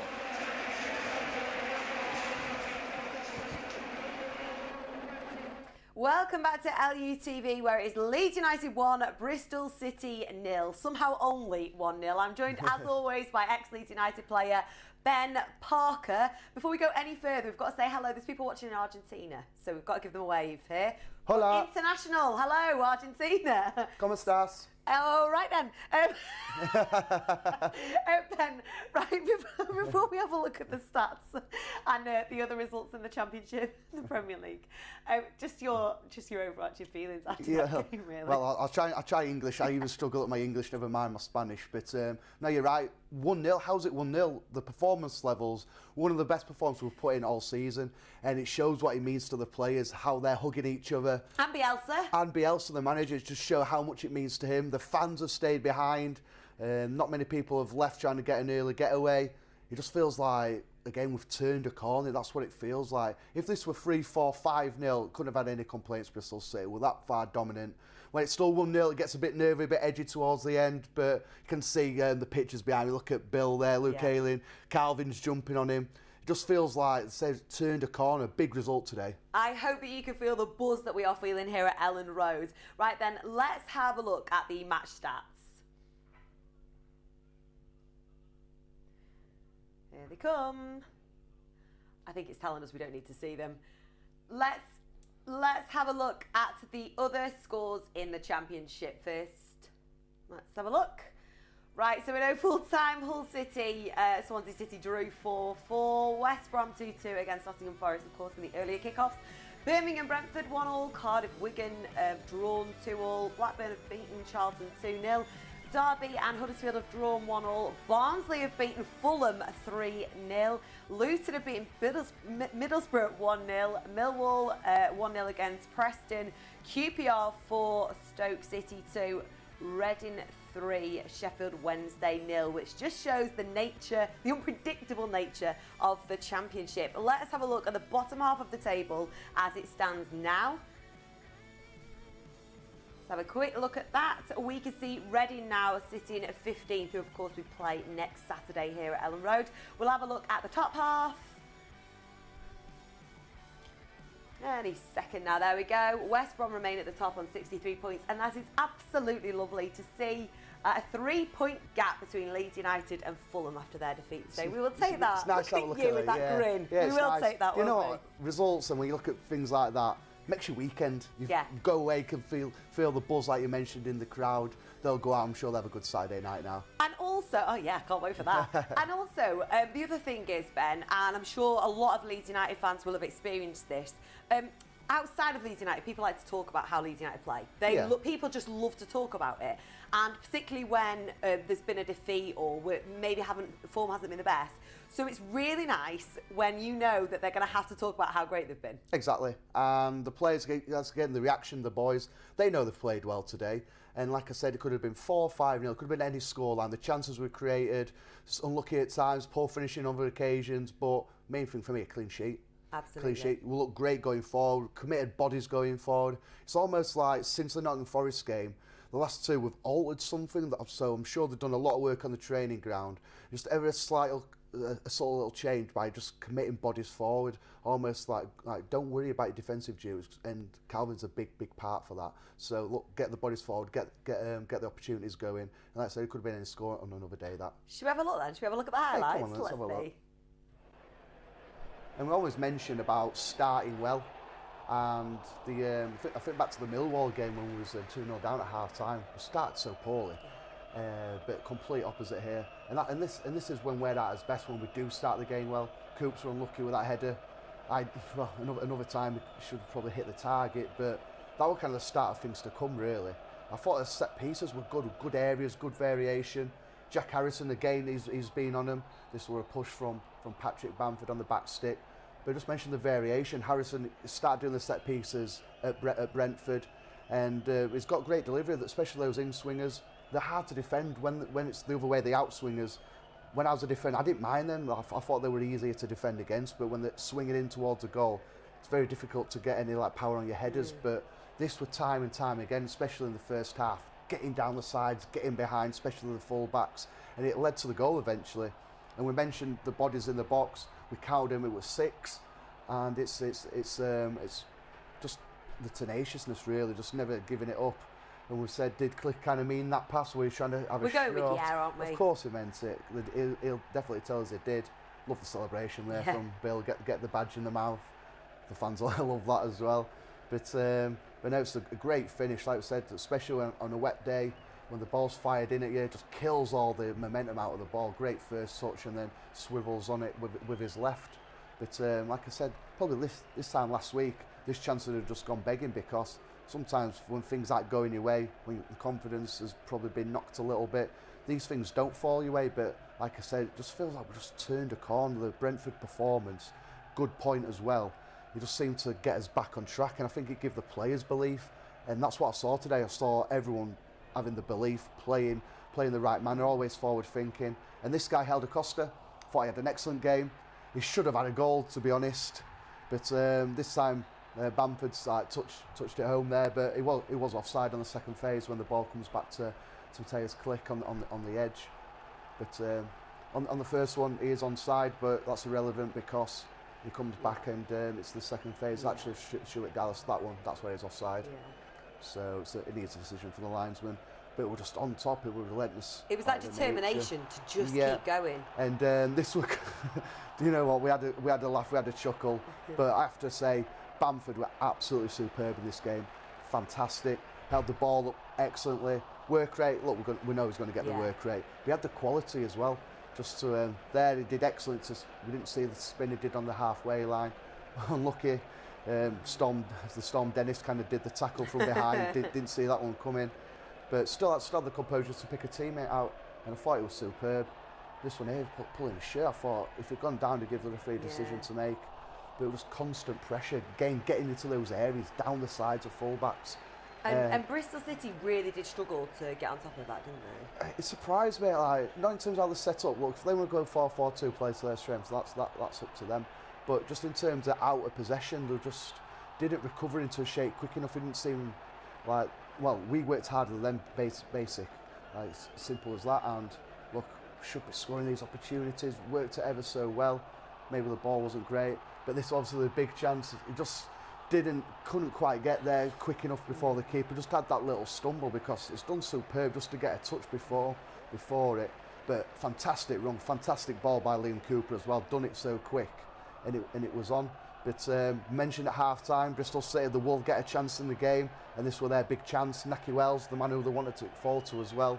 But Ben White's recovery run here, absolutely superb. Could have given it up, and that might have just put him off the slide as well.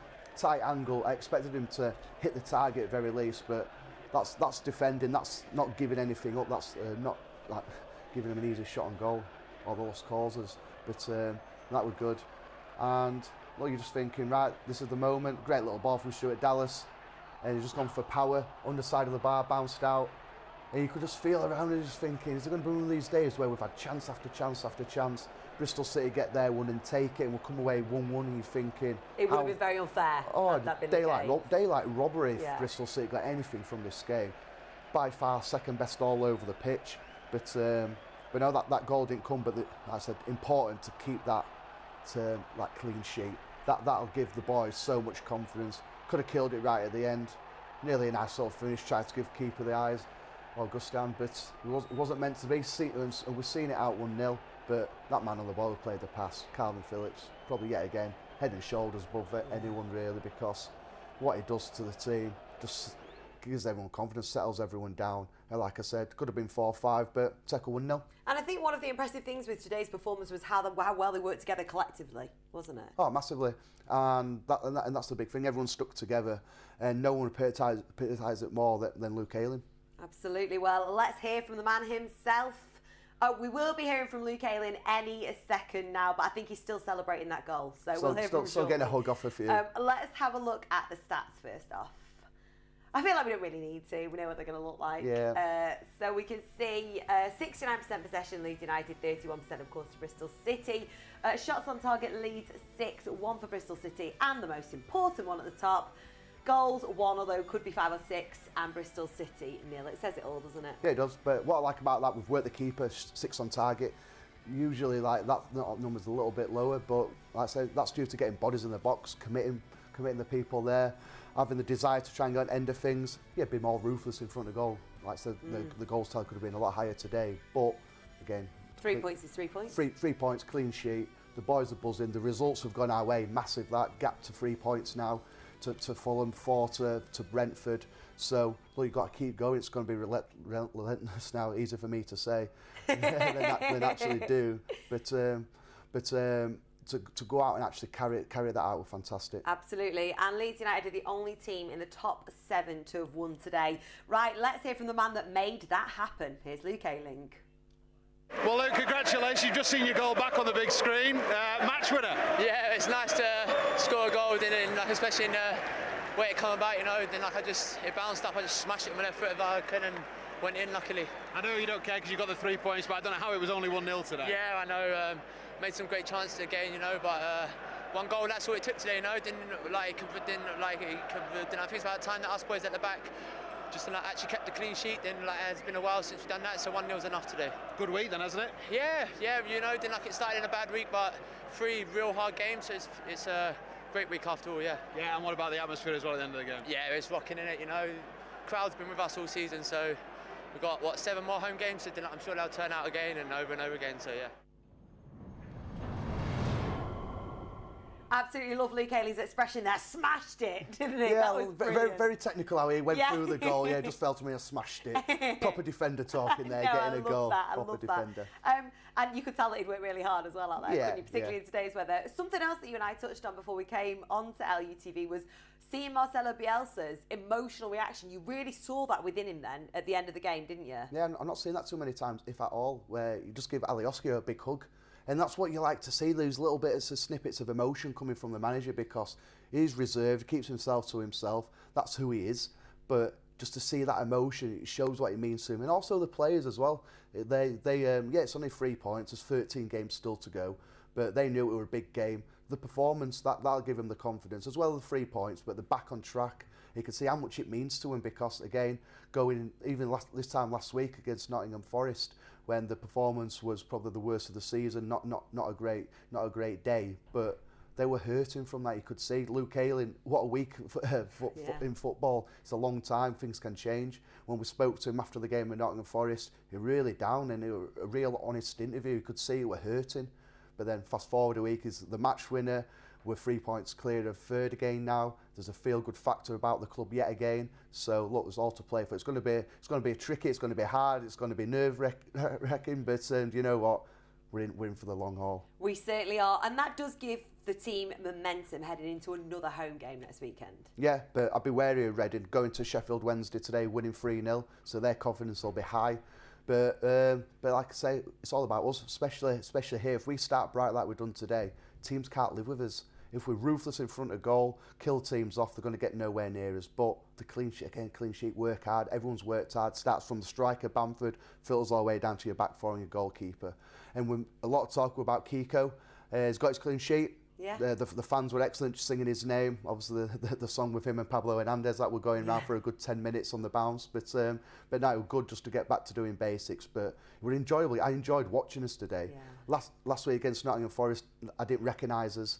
But that's the real Leeds United today. It certainly was. And a note as well on the fans here today at Ellen Road, because you are right, they did not stop, did they? I'm surprised by how they've got the energy when it's so cold, so wet, to keep singing, keep that You're not atmosphere surprised though, you knew they would. Yeah, probably that's true. That's Leeds true. United. Yeah, but no, and that we're going to need them. We're going to need them for the remaining games. The players are going to need that extra push. Always the cliche, make it a fortress, but they really do when they get behind the boys like that. It gives the boys a massive boost. So more of that for 13 games, please. Oh, thank you very much. Well, do you know what, Ben? I was going to touch on that, because coming off the back of that game, what would you say if you were giving the team talk ahead of next week's game against Reading? Go do that again. Full stop. Yep, simple as that. My job's done. Go do that again. Yeah, it's easier said than actually done. But if they'll need any motivation or any bit of confidence to have a look at, just go watch that game back, watch individual clips, get the analyst to clip out your game and watch where you're good at. Also improve as well. You think, could I get in that position a little bit better? Could my end product be better there? Could my 1v1 defender be a little bit better out wide? But all these little things were excellent today. So just more of the same. But don't be complacent. The minute and the very second you're complacent in this league, that's when someone will bite you on the backside. So treat Reading with loads of respect, which I'm sure the boys will. But just keep that performance levels high. Don't try and have too many dips. Thank you very much. Ex-Leeds United player Ben Parker, thank you as always. Emma. We will have the man of the match live for you, but right now it is Leeds United 1, Bristol City 0, and we will be back here with you on LUTV as Leeds United take on Reading next weekend.